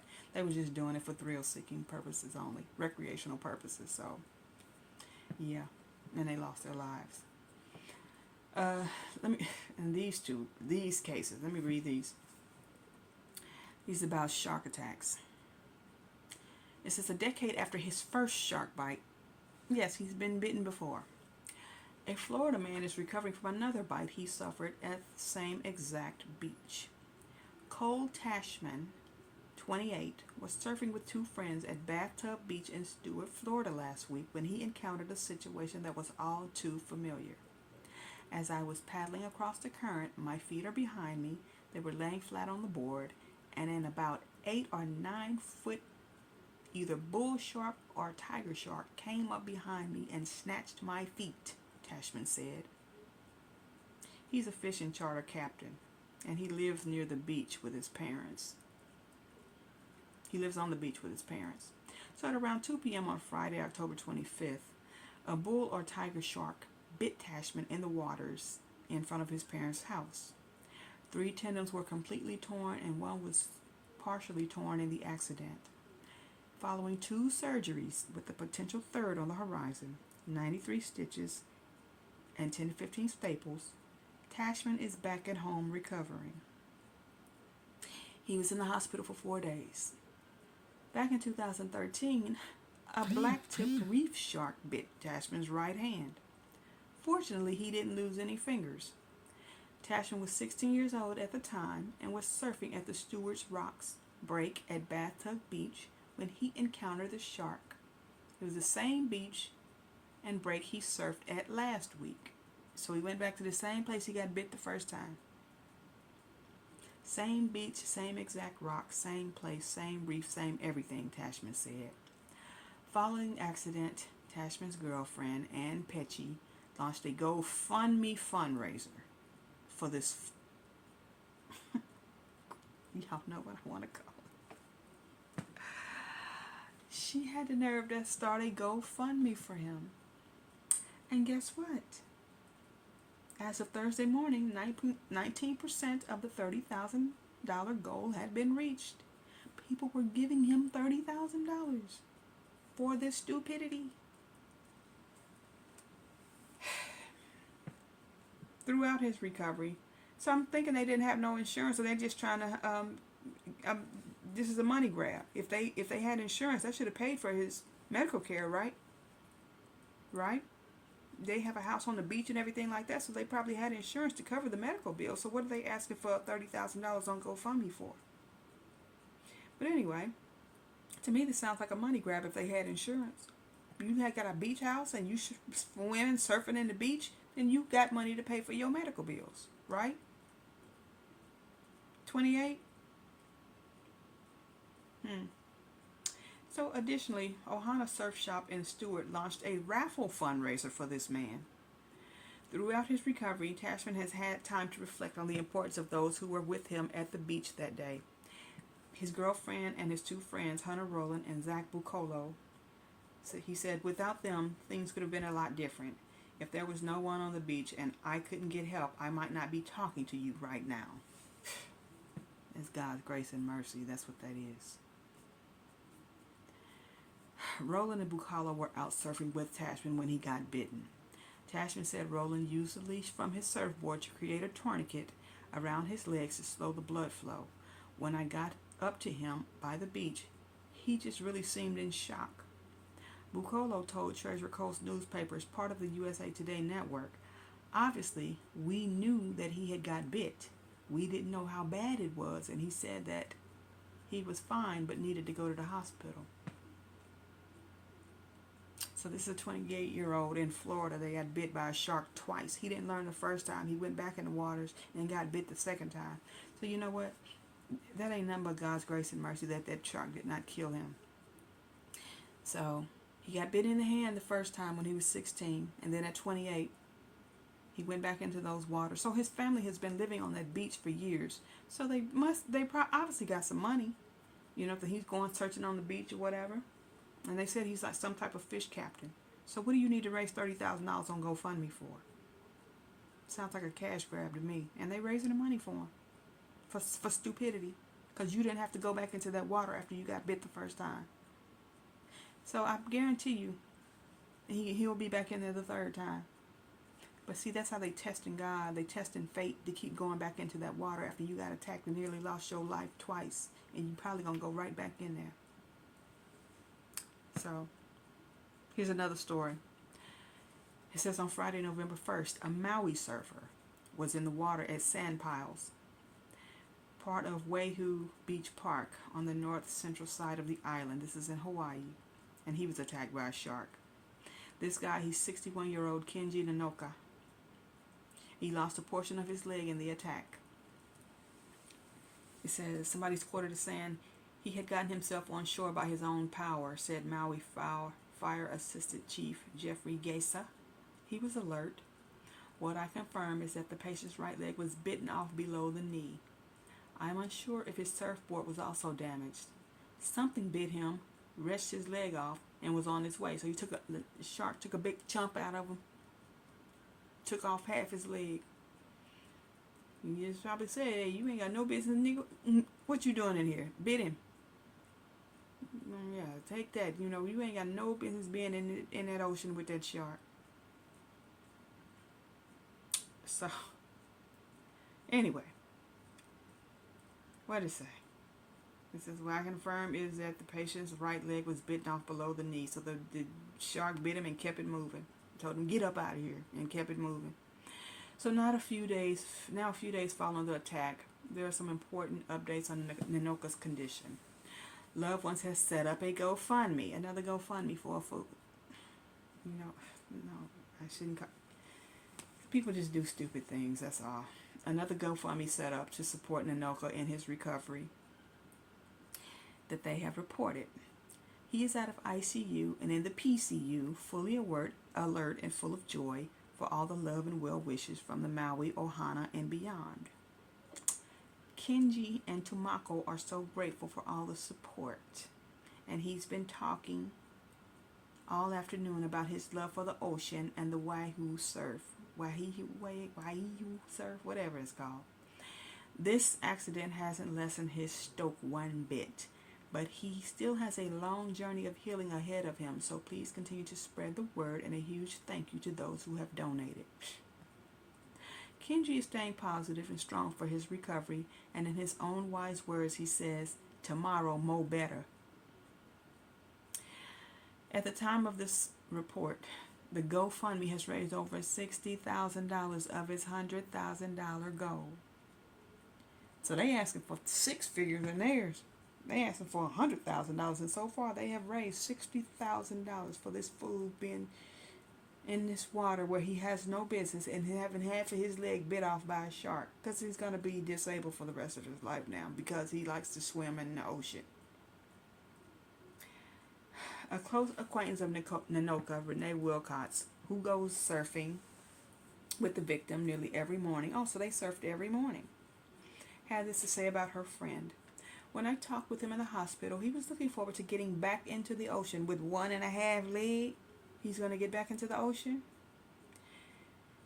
He just talked about how much he absolutely loves the ocean and how he might want to try boogie boarding for a little bit at first. I don't know what boogie boarding is. Is that the one where you land on the board? Since he ain't got since he only got a half of one leg, so he on a boogie board now. Reports are now saying that Nanoka's condition has been elevated from critical to serious. So he's still in serious condition in the hospital, begging for $100,000. So far has raised $60,000. And he's smiling and stuff, talking about how much he loves the ocean, how he can't wait to get back in the ocean with his 1.5 leg. In serious condition. The arrogance, the pride of life, taking advantage of God's grace and mercy on your life. Plan with your life, testing your faith because you think you are above humanity, you are above mortality, that you get into these large bodies of water like the Pacific Ocean and the Atlantic Ocean, and you get into this water with these wild, these predators, sharks and whales and all type of sea creatures. Stingrays, stab them in the chest. they put themselves in harm's way on purpose. These are not accidents. You do this on purpose when you do this. And then you want to raise GoFundMe's when there are people out here that are needing medical help and medical assistance financially from illnesses that they couldn't prevent. They didn't prevent, like cancer and things like that. Kids suffer from cancer, need financial help. And you are raising this type of money for some fool who wants to go into the ocean and play with his life and get bitten by sharks and said they're going to go back in there again. I don't get it. In Hawaii again, a father and his 2 sons were rescued after their boat capsized off the coast of Hawaii, authorities said. Officials received a mayday call from the dad at 12:10 p.m. local time on Saturday, October 26th, the U.S. Coast Guard said in a news release. The man reported that his boat had capsized, but did not give his location or any other helpful details. A helicopter and an airplane began searching for the boat and its occupants in the water west of Maui, south of Lanai,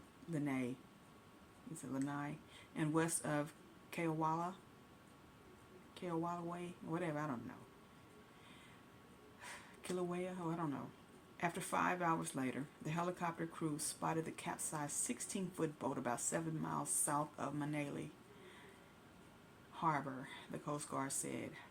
The man, 42, and his 2 boys, ages 8 and 12, were found clinging to the hull, pretty much clinging to life on a small capsized boat in the middle of the doing Pacific Ocean, not wearing life jackets. He was in a cheap boat, a flimsy boat. He had a walkie-talkie with him. He was trying to call for help. The walkie-talkie conked out on him. This man had his 2 sons, 2 young sons, in the middle of the ocean in a cheap, flimsy boat with a faulty walkie-talkie and no life jackets.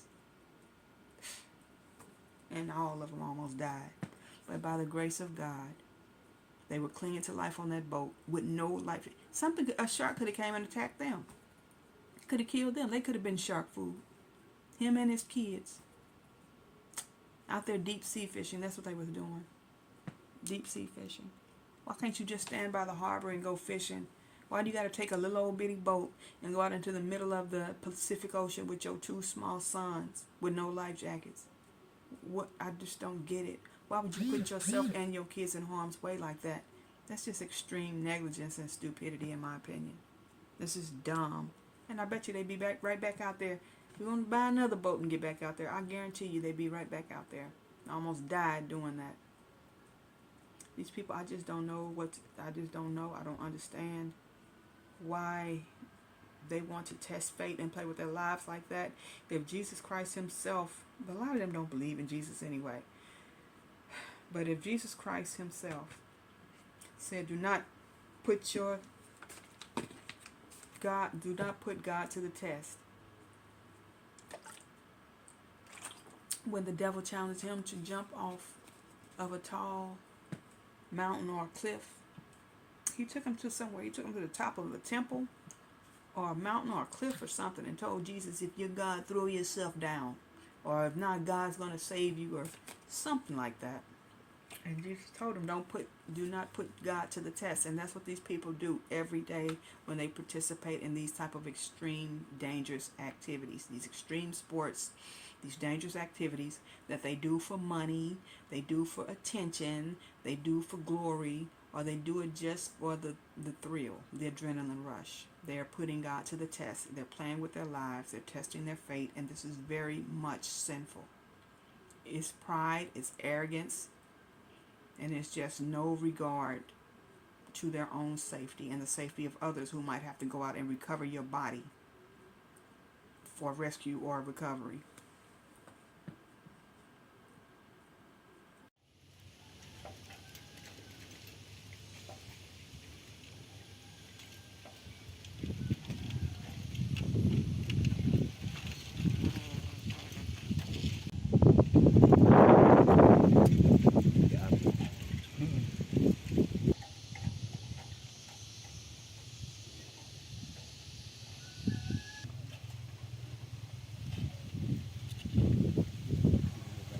salamat dengan baju. Istrinya orang Medan. Istrinya ada lari. Kalau ini kan mereka pikir sepertinya kemarin. New this morning, this one hurts the heart. Music titan Quincy Jones has died. The multi-Grammy-winning Jones worked on everything from Michael Jackson's Thriller album to collaborations with Frank Sinatra and Ray Charles. He rose from poverty to become one of the first black executives to thrive in Hollywood, and his music catalog spans all genres. Jones, known for the sparkle in his eye and smooth wit, died at his home in Bel Air, surrounded by his family. Quincy Jones was 91.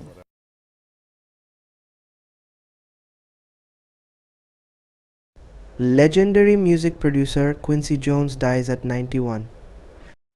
Jones worked with giants of the business, producing Michael Jackson's Thriller, overseeing We Are the World, and touring with Count Basie. Quincy Jones, a hit-making producer and longtime powerhouse in the music industry, died on Sunday. He was 91. His death was announced by his publicist Arnold Robinson, who said Jones died Sunday night at his home in Bel Air, California. Jones was surrounded by his family, including his children and siblings, at the time of his death, the announcement said. And although this is an incredible loss for our family, we celebrate the great life that he lived and know there will never be another like him, the family said in a statement. Jones' historic career ranged from producing Michael Jackson's record-setting Thriller to prize-winning film and television scores and collaborations with Frank Sinatra and Ray Charles.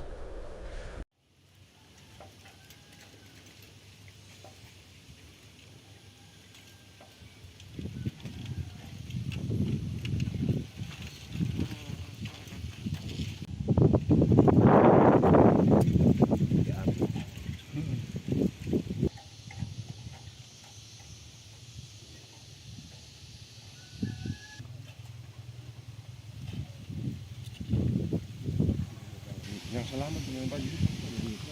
Istrinya orang Medan. Istrinya ada lari. Kalau ini kan mereka pikir sepertinya kemarin.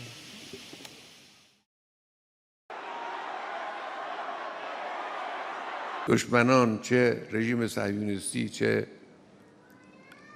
ایالات متحده آمریکا در مقابل اونچه که نسبت به ایران و ملت ایران و نسبت به جبهه مقاومت انجام میدن قطعاً پاسخ دندان شکنی رو دریافت خواهند کرد.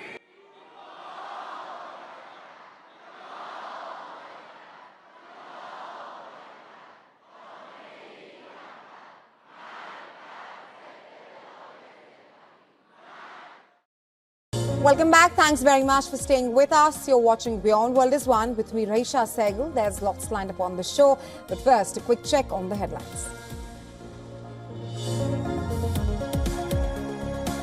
United States warns Iran against launching another attack on Israel, saying it will not be able to restrain Israel if Tehran attacks again, says a report citing officials.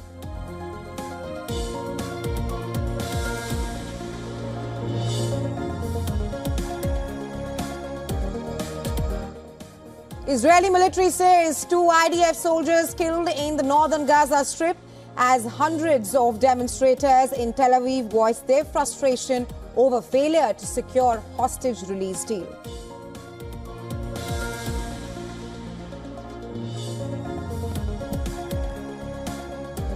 Spain mounts biggest peacetime disaster recovery operation as death toll in Valencia floods rose to 200.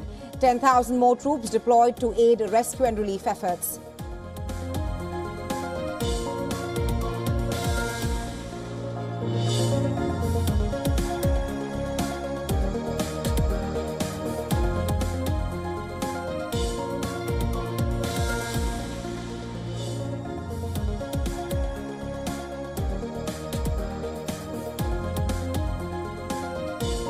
Thousands of women rally in the U.S. Capitol and elsewhere in support of abortion rights and other feminist causes ahead of Tuesday's election.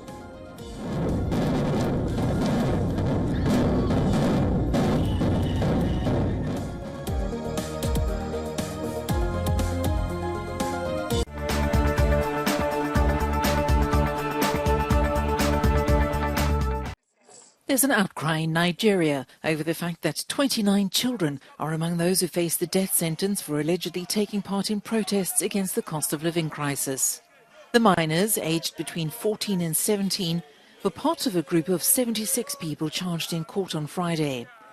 Charges against them include treason, destruction of property, public disturbance and inciting a military coup. 4 of the children collapsed in the courtroom from exhaustion before they could enter a plea. They've reportedly been held by the police since August. Nigerians took to the streets in cities across the country in that month to protest against economic reforms, including the ending of fuel subsidies and the devaluation of the local currency.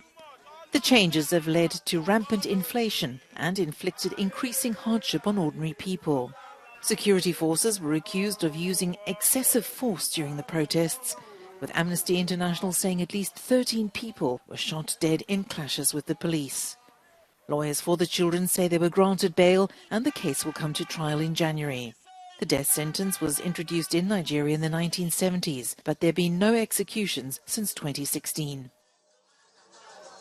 Mexico City, a local leader of the cult dedicated to the Mexican folk saint La Santa Muerte, was shot and killed at an altar dedicated to the skeletal figure late Friday, according to authorities. The attack in León, Guanajuato state, also claimed the lives of 2 others and left 8 people injured. La Santa Muerte, which translates to Holy Death, is often venerated by convicts, drug addicts, and others who feel marginalized or are facing life's challenges. Not recognized by the Roman Catholic Church, the saint is typically depicted as a female skeleton and is believed to offer protection from death to her followers. However, this protection did not extend to La Madrina Chayo, a prominent figure within the cult in Guanajuato. Authorities withheld her real name as required by Mexican law, but she was commonly referred to as La Madrina Chayo, a name used by a faith healer also known as Chayito. She, along with another woman and a boy, was fatally shot while preparing for the annual Santa. Details regarding the condition of the 8 injured, which include 2 children, have not yet been released. The Santa Muerte is honored on November 1st and 2nd, paralleling Mexico's Day of the Dead holiday. Roman Catholic leaders in Mexico have condemned the association of La Santa Muerte with violence and the drug trade. Clad in a black nun's robe and wielding a scythe, the saint attracts those seeking various forms of assistance, from protection against wrongdoing and revenge to securing better employment and safeguarding drug shipments from law enforcement. Despite the cult's reputation, the annual celebrations for La Santa Muerte are characterized by a sense of community, with worshippers exchanging warm greetings and small gifts. Guanajuato has seen a troubling rise in homicides, largely due to ongoing conflicts between rival drug cartels, making it the state with the highest murder rate in Mexico. One of the most prolific online child abusers has been sentenced to life in prison. Alexander McCartney from County Armagh in Northern Ireland faked his identity to sexually abuse and blackmail thousands of children online. Well, the judge at Belfast Crown Court said McCartney used social media on an industrial scale to inflict terrible and catastrophic damage on young girls across the world.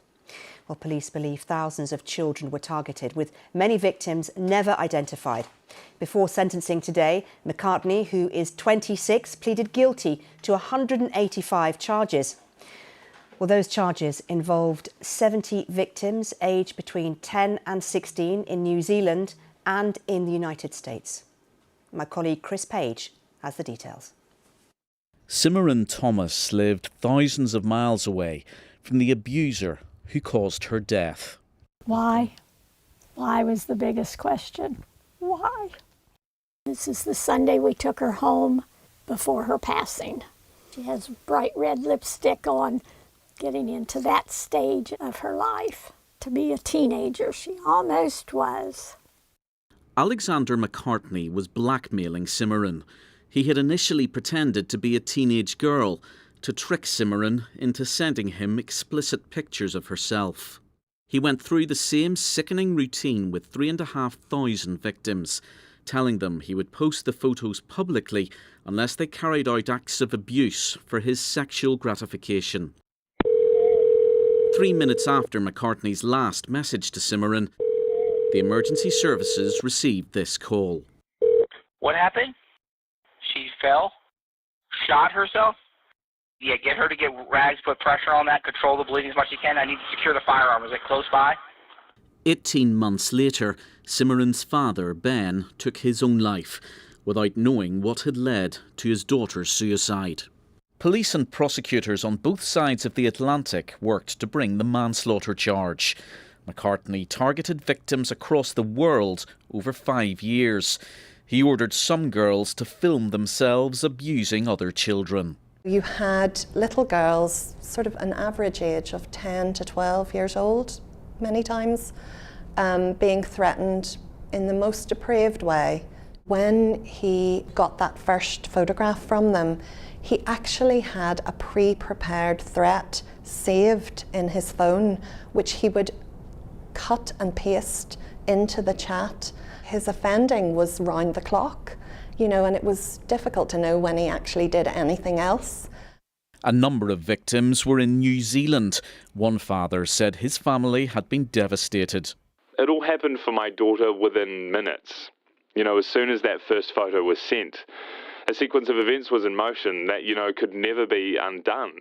And he'd obviously honed his craft over, a significant period of time. And as soon as he had that power, she was playing by his rules. McCartney is now facing justice with a life prison sentence. The judge said the full extent of McCartney's crimes put the case on a par with murder. He told the court he couldn't imagine a more dangerous sex offender. The detective leading the inquiry said there'd never been an investigation like it. His offending was on an industrial scale. McCartney's actions have directly caused the death of a child. He may as well have pulled the trigger himself. McCartney must serve at least 20 years before he can apply for early release. The online killer is one of the most prolific child abusers ever to be convicted.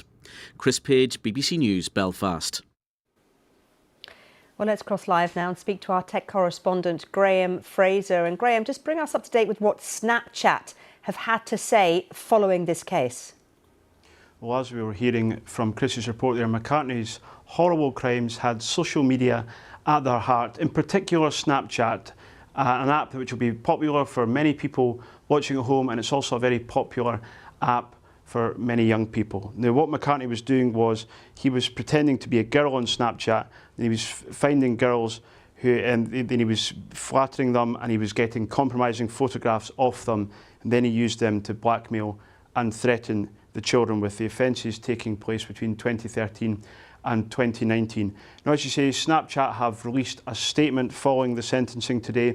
It says, "The sexual exploitation of any person is horrific and illegal, and our hearts go out to the victims in this case. If we discover this activity or it is reported to us, we remove it, lock the violating account and report it to the authorities. We have extra protections for teens to make it difficult for them to be contacted by strangers, and we have expanded in-app notifications to ensure teens are in touch with people they trust." The statement concluded, "Through our in-app family centre, parents can also see who their teens are talking to and who their friends are." And give us a little bit more detail, Graham, if you can, about what social media companies are actually doing to protect young people in these circumstances now. What have they been saying? I think when we talk about online safety today, it's good to focus on two areas. First, what the companies themselves are doing, and second, the legislation that governments and other authorities are bringing in to tackle some of the issues that we've been talking about today. So if we talk about the social media companies first, I'm sure if they were here with us right now, they would tell us about all the features that exist already on their apps, on their platforms, to keep children safe. In the last few months, there has been a few more added to certain platforms. For instance, one of the major ones was Instagram. They introduced something called teen accounts. This particularly affected people aged between 13 and 15 and made the accounts private by default.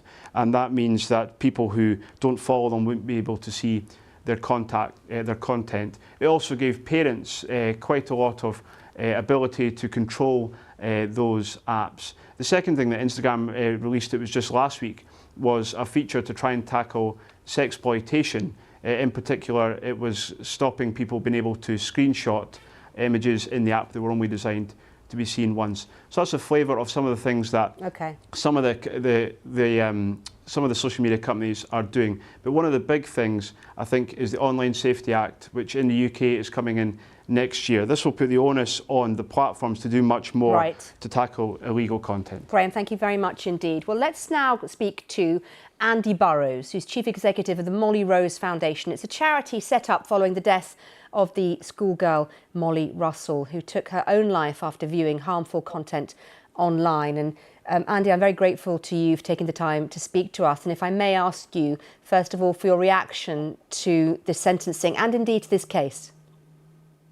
Evening, Mariam. Well, this is a really appalling case, and whilst it's not surprising, it is nonetheless deeply shocking to see just the sheer scale of this man's grooming of children right around the world. I think the sentencing today is really important, not only because a life sentence has been rightly imposed, but because of the manslaughter conviction that was brought about in this case. And I think that's really important because that should send a very clear message to child sexual abusers and to those who wish to harm children across a whole range of ways online, that in this case, with the death of Simran Thomas, there is a direct link between what was taking place online and then the culpability for the events that led to the loss of her life.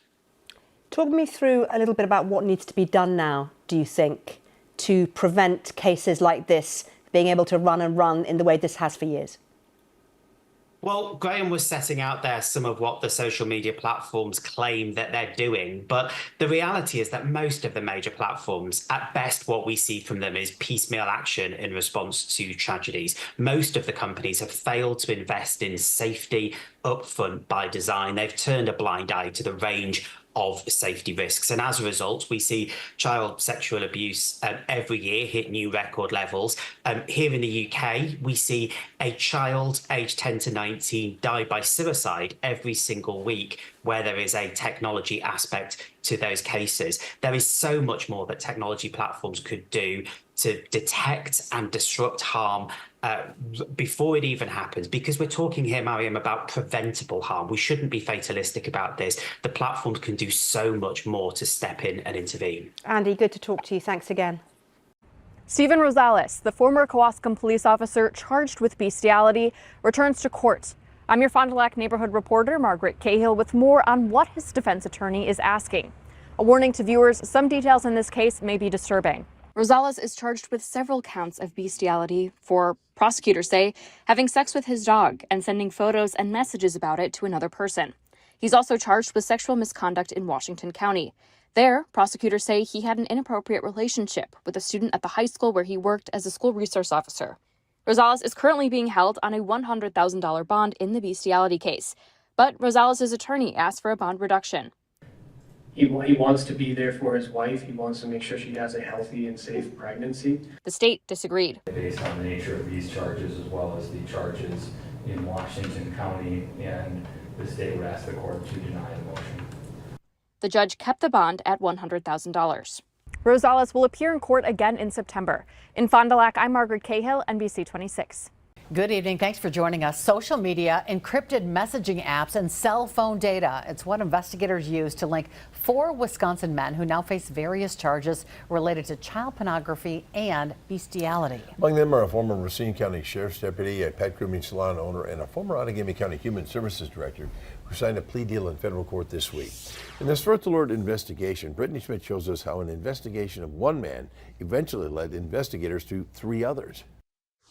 It started at a Racine gas station in February of this year, where former Racine County Sheriff's Deputy Preston Kite is accused of exposing himself while on duty and in uniform inside the men's restroom. The victim says the deputy messaged him on a map-based app. On Kite's phone, investigators found a large amount of video, which appeared to be hidden bathroom cameras showing people exposing themselves. It also revealed child sexual abuse material. Investigators pulled the images and videos from an app that's designed for absolute privacy and freedom from any form of surveillance. During a search of Kite's home, investigators seized an iPad and found photos and videos that appeared to be bestiality. A look at Kite's Snapchat revealed 4 child sex abuse videos sent from a user investigators identified as Adam Westbrook, the former director of Outagamie County Human Services. This connection led to a warrant for Westbrook's Snapchat account. Investigators finding several images of child sex abuse and bestiality sent to Westbrook from another user, later identified as Jacob Boudreau. Boudreau owns a business called Showworthy Salon and Boutique in Menasha. Boudreau told investigators Westbrook is a client. In one photo, a computer depicting child sex abuse material appears to be resting on a dog grooming table. A search of the boutique led to the discovery of Boudreau's cell phone, which authorities say contained 10 images and videos of child sex abuse material.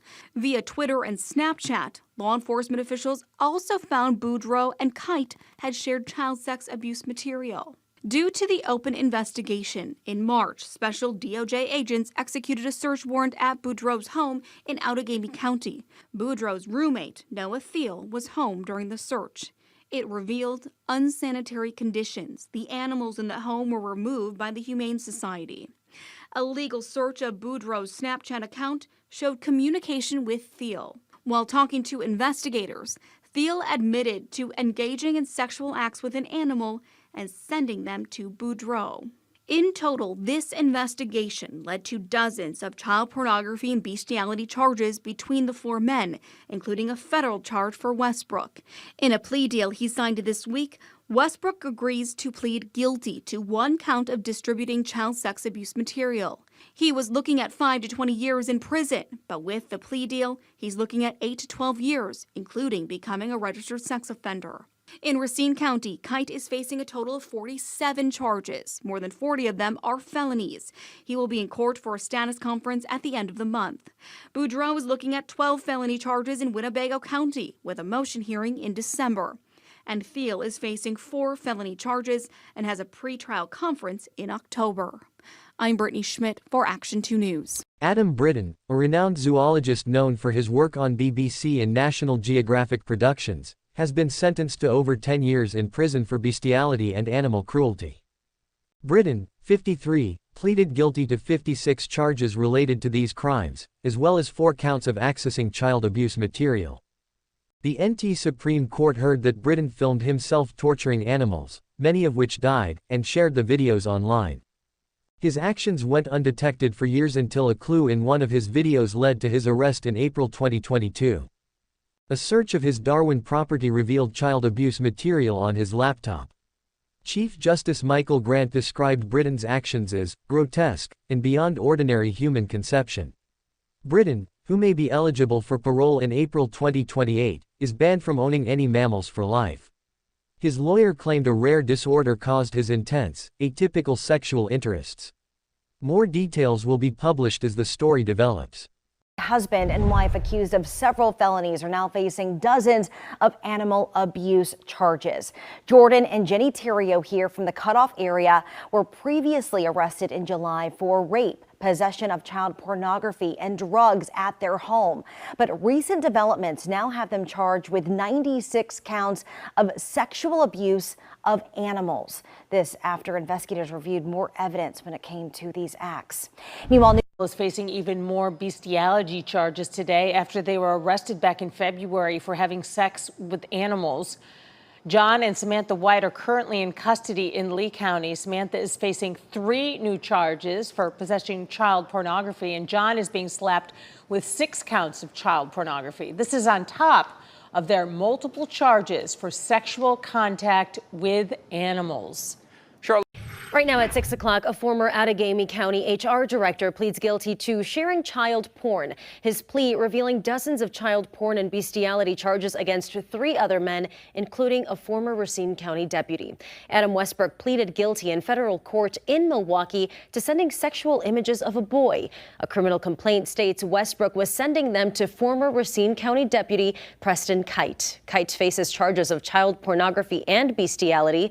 While investigating Kite, criminal complaints show prosecutors charged 2 other men. They're here on your screen, Noah Thiel and Jacob Boudreau, with making bestiality videos.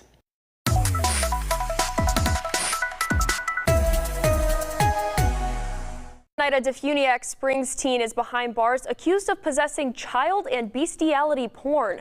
The Walton County Sheriff's Office arrested Donovan Clinch after a year-long investigation that started with a tip about possible child exploitation in the area. Officers searched Clinch's home last month, where they say they found evidence that points to Clinch knowingly possessing both child and bestiality porn. Clinch was later arrested Wednesday and charged with possession of child pornography and pornography involving animal sex activity. The family of Grand Rapids native Breonna Taylor says they finally have justice. One of the officers involved in the 2020 botched Louisville, Kentucky police raid that killed Taylor was found guilty of violating her Fourth Amendment civil rights on Friday. Tonight, I sat down again with her sister, Dee Dee Taylor, who shares this message from the Taylor family.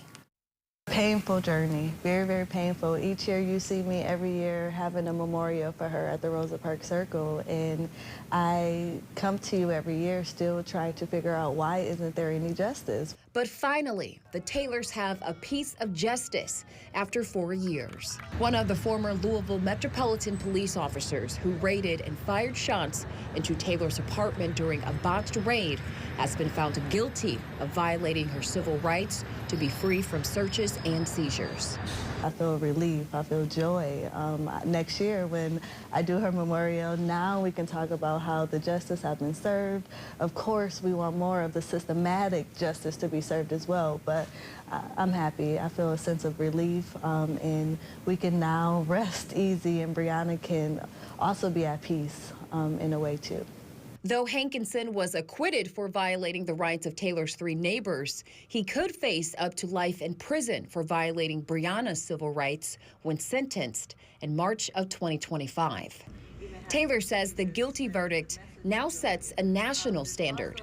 They're highlighting the accountability measures in injustice that so many people have. Taylor says she knows Breonna is happy about the outcome that is no longer tragic, but purposeful. We'll never bring her back though, but this will all, as I mentioned, give us a standard to follow and hope for that this continued change will grow and fester in all communities.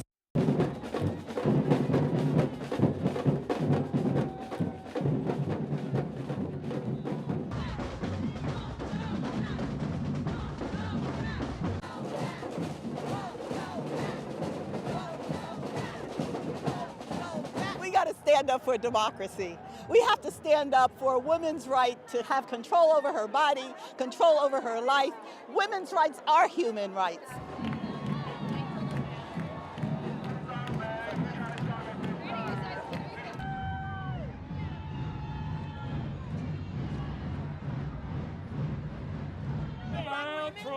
America first and first. Fuck your party. Are you kidding me? Right up the ass.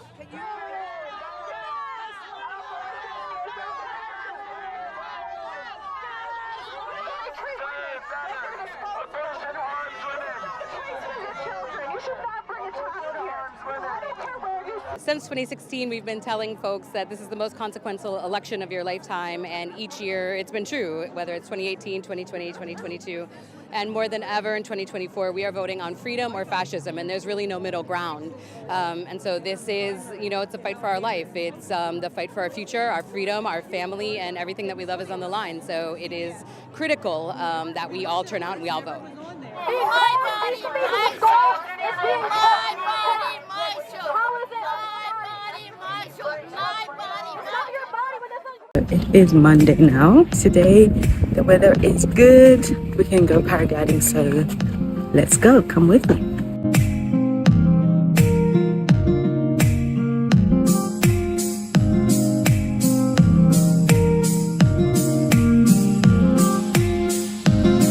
let's go.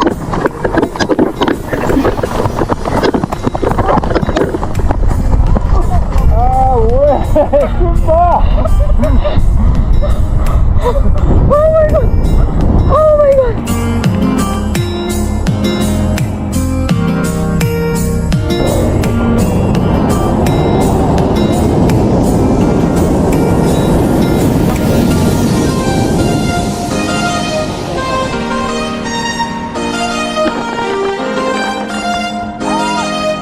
Well done, you.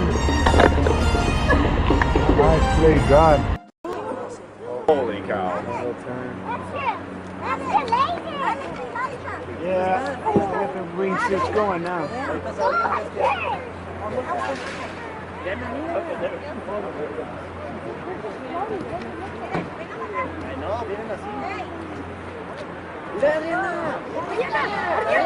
Whoa!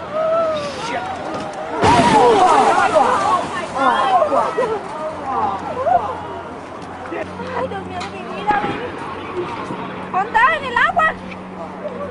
Ay, está allá.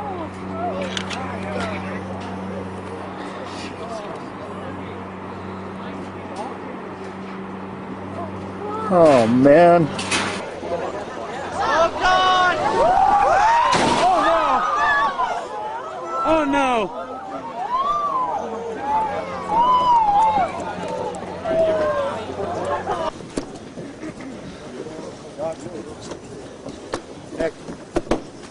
A tragic powered parachute crash in Nicholasville, Kentucky, claimed the lives of 2 people on Sunday.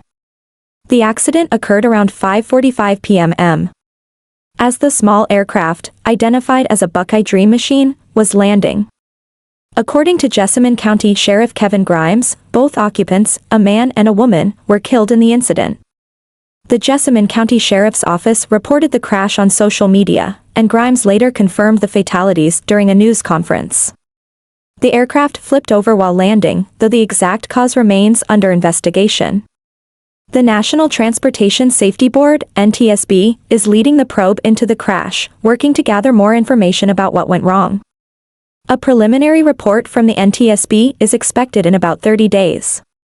The Buckeye Dream machine is a powered parachute, a type of small aircraft that features a parachute canopy and a motorized frame, allowing it to fly at low altitudes. These aircraft are popular for recreational flying, though they come with risks, especially during takeoffs and landings.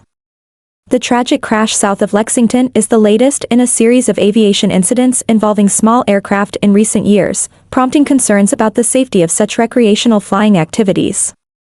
Local authorities are working with federal investigators to determine whether mechanical failure, pilot error, or other factors played a role. The identities of the victims have not been released, pending notification of their families. The crash site remains secured as the investigation continues. Just a 61-year-old Maui surfer lost his leg after a shark bit him this morning. It happened at an unguarded beach in Wai'ehu, and it happens to be the surf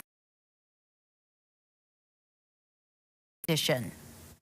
Close friends say 61-year-old Kenji was surfing the spot referred to as sand piles in Wai'ehu around 7 this morning when he was bitten by a shark. Reports were that he was able to get himself on shore. He was alert and in the care of Maui Police Department with some other Good Samaritans nearby. Other surfers helped bring him to shore and police applied a tourniquet to his leg. The patient's leg was completely bitten off below the knee. A close friend of Kenji says he is in stable condition after undergoing surgery. The friend says Sand Piles is his normal surf spot and he's been surfing here for 30 years. He told friends he believes it was a tiger shark. Maui Ocean Safety patrolled throughout the day and are using drones to monitor sharks in the area. And we plan to patrol again at first light in the morning and give the all clear at noon. According to DLNR's website, this is the 5th shark attack of 2024 and the first on a neighbor island. The last attacks in Wai'ehu were in October of 2013 and November of 2012. Experts say there is a greater chance of encountering sharks this time of year. What happens at this time of the year is that the big female sharks swim down from the northwestern Hawaiian Islands. A third of the population there swims down here to pup, to give birth.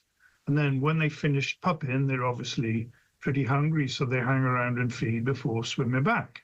A GoFundMe has been set up to help with Kenji's medical costs. You can find it on our website, KHON2.com. Nikki Schoenfeld, KHON2 News, working for Hawaii. A dad and his two sons were out fishing when their boat capsized, leaving them stranded at sea for hours. Jim Murray on a nail-biting rescue. This dad and his two sons love to go deep sea fishing. Look at that monster. But they never expected a life or death struggle in the Pacific Ocean after their blue boat capsized off the coast of Hawaii. They had to turn their hull into a life raft, and they weren't wearing any life jackets. Coast Guard, Coast Guard. Hello, hello, hello. Hi, I need assistance. My boat capsized. A helicopter and plane joined the search off Maui, but they were hindered because the Mayday call didn't include the location. The father's walkie-talkie conked out before he could provide that information. 5 hours after the Mayday call, the Coast Guard chopper finally saw the 16-foot boat. You can see a diver jumping into the waves. A basket is lowered, and one by one, the two boys and their dad are hoisted into the helicopter. And here they are today, Reggie Macabio and Hezekiah, 12, and Tate, 8. I grabbed them and I tossed them on the boat. It happened so quick, but my main focus was making sure they were okay. They used the boat like a flotation device. They were all like kind of scared, but we just started praying. We were cold. We were shivering. A cooler may have helped save their lives. It's under the boat, and that's what helped keep the boat up. Dad got choked up thinking about what could have happened. We could have been separated. I could have lost them.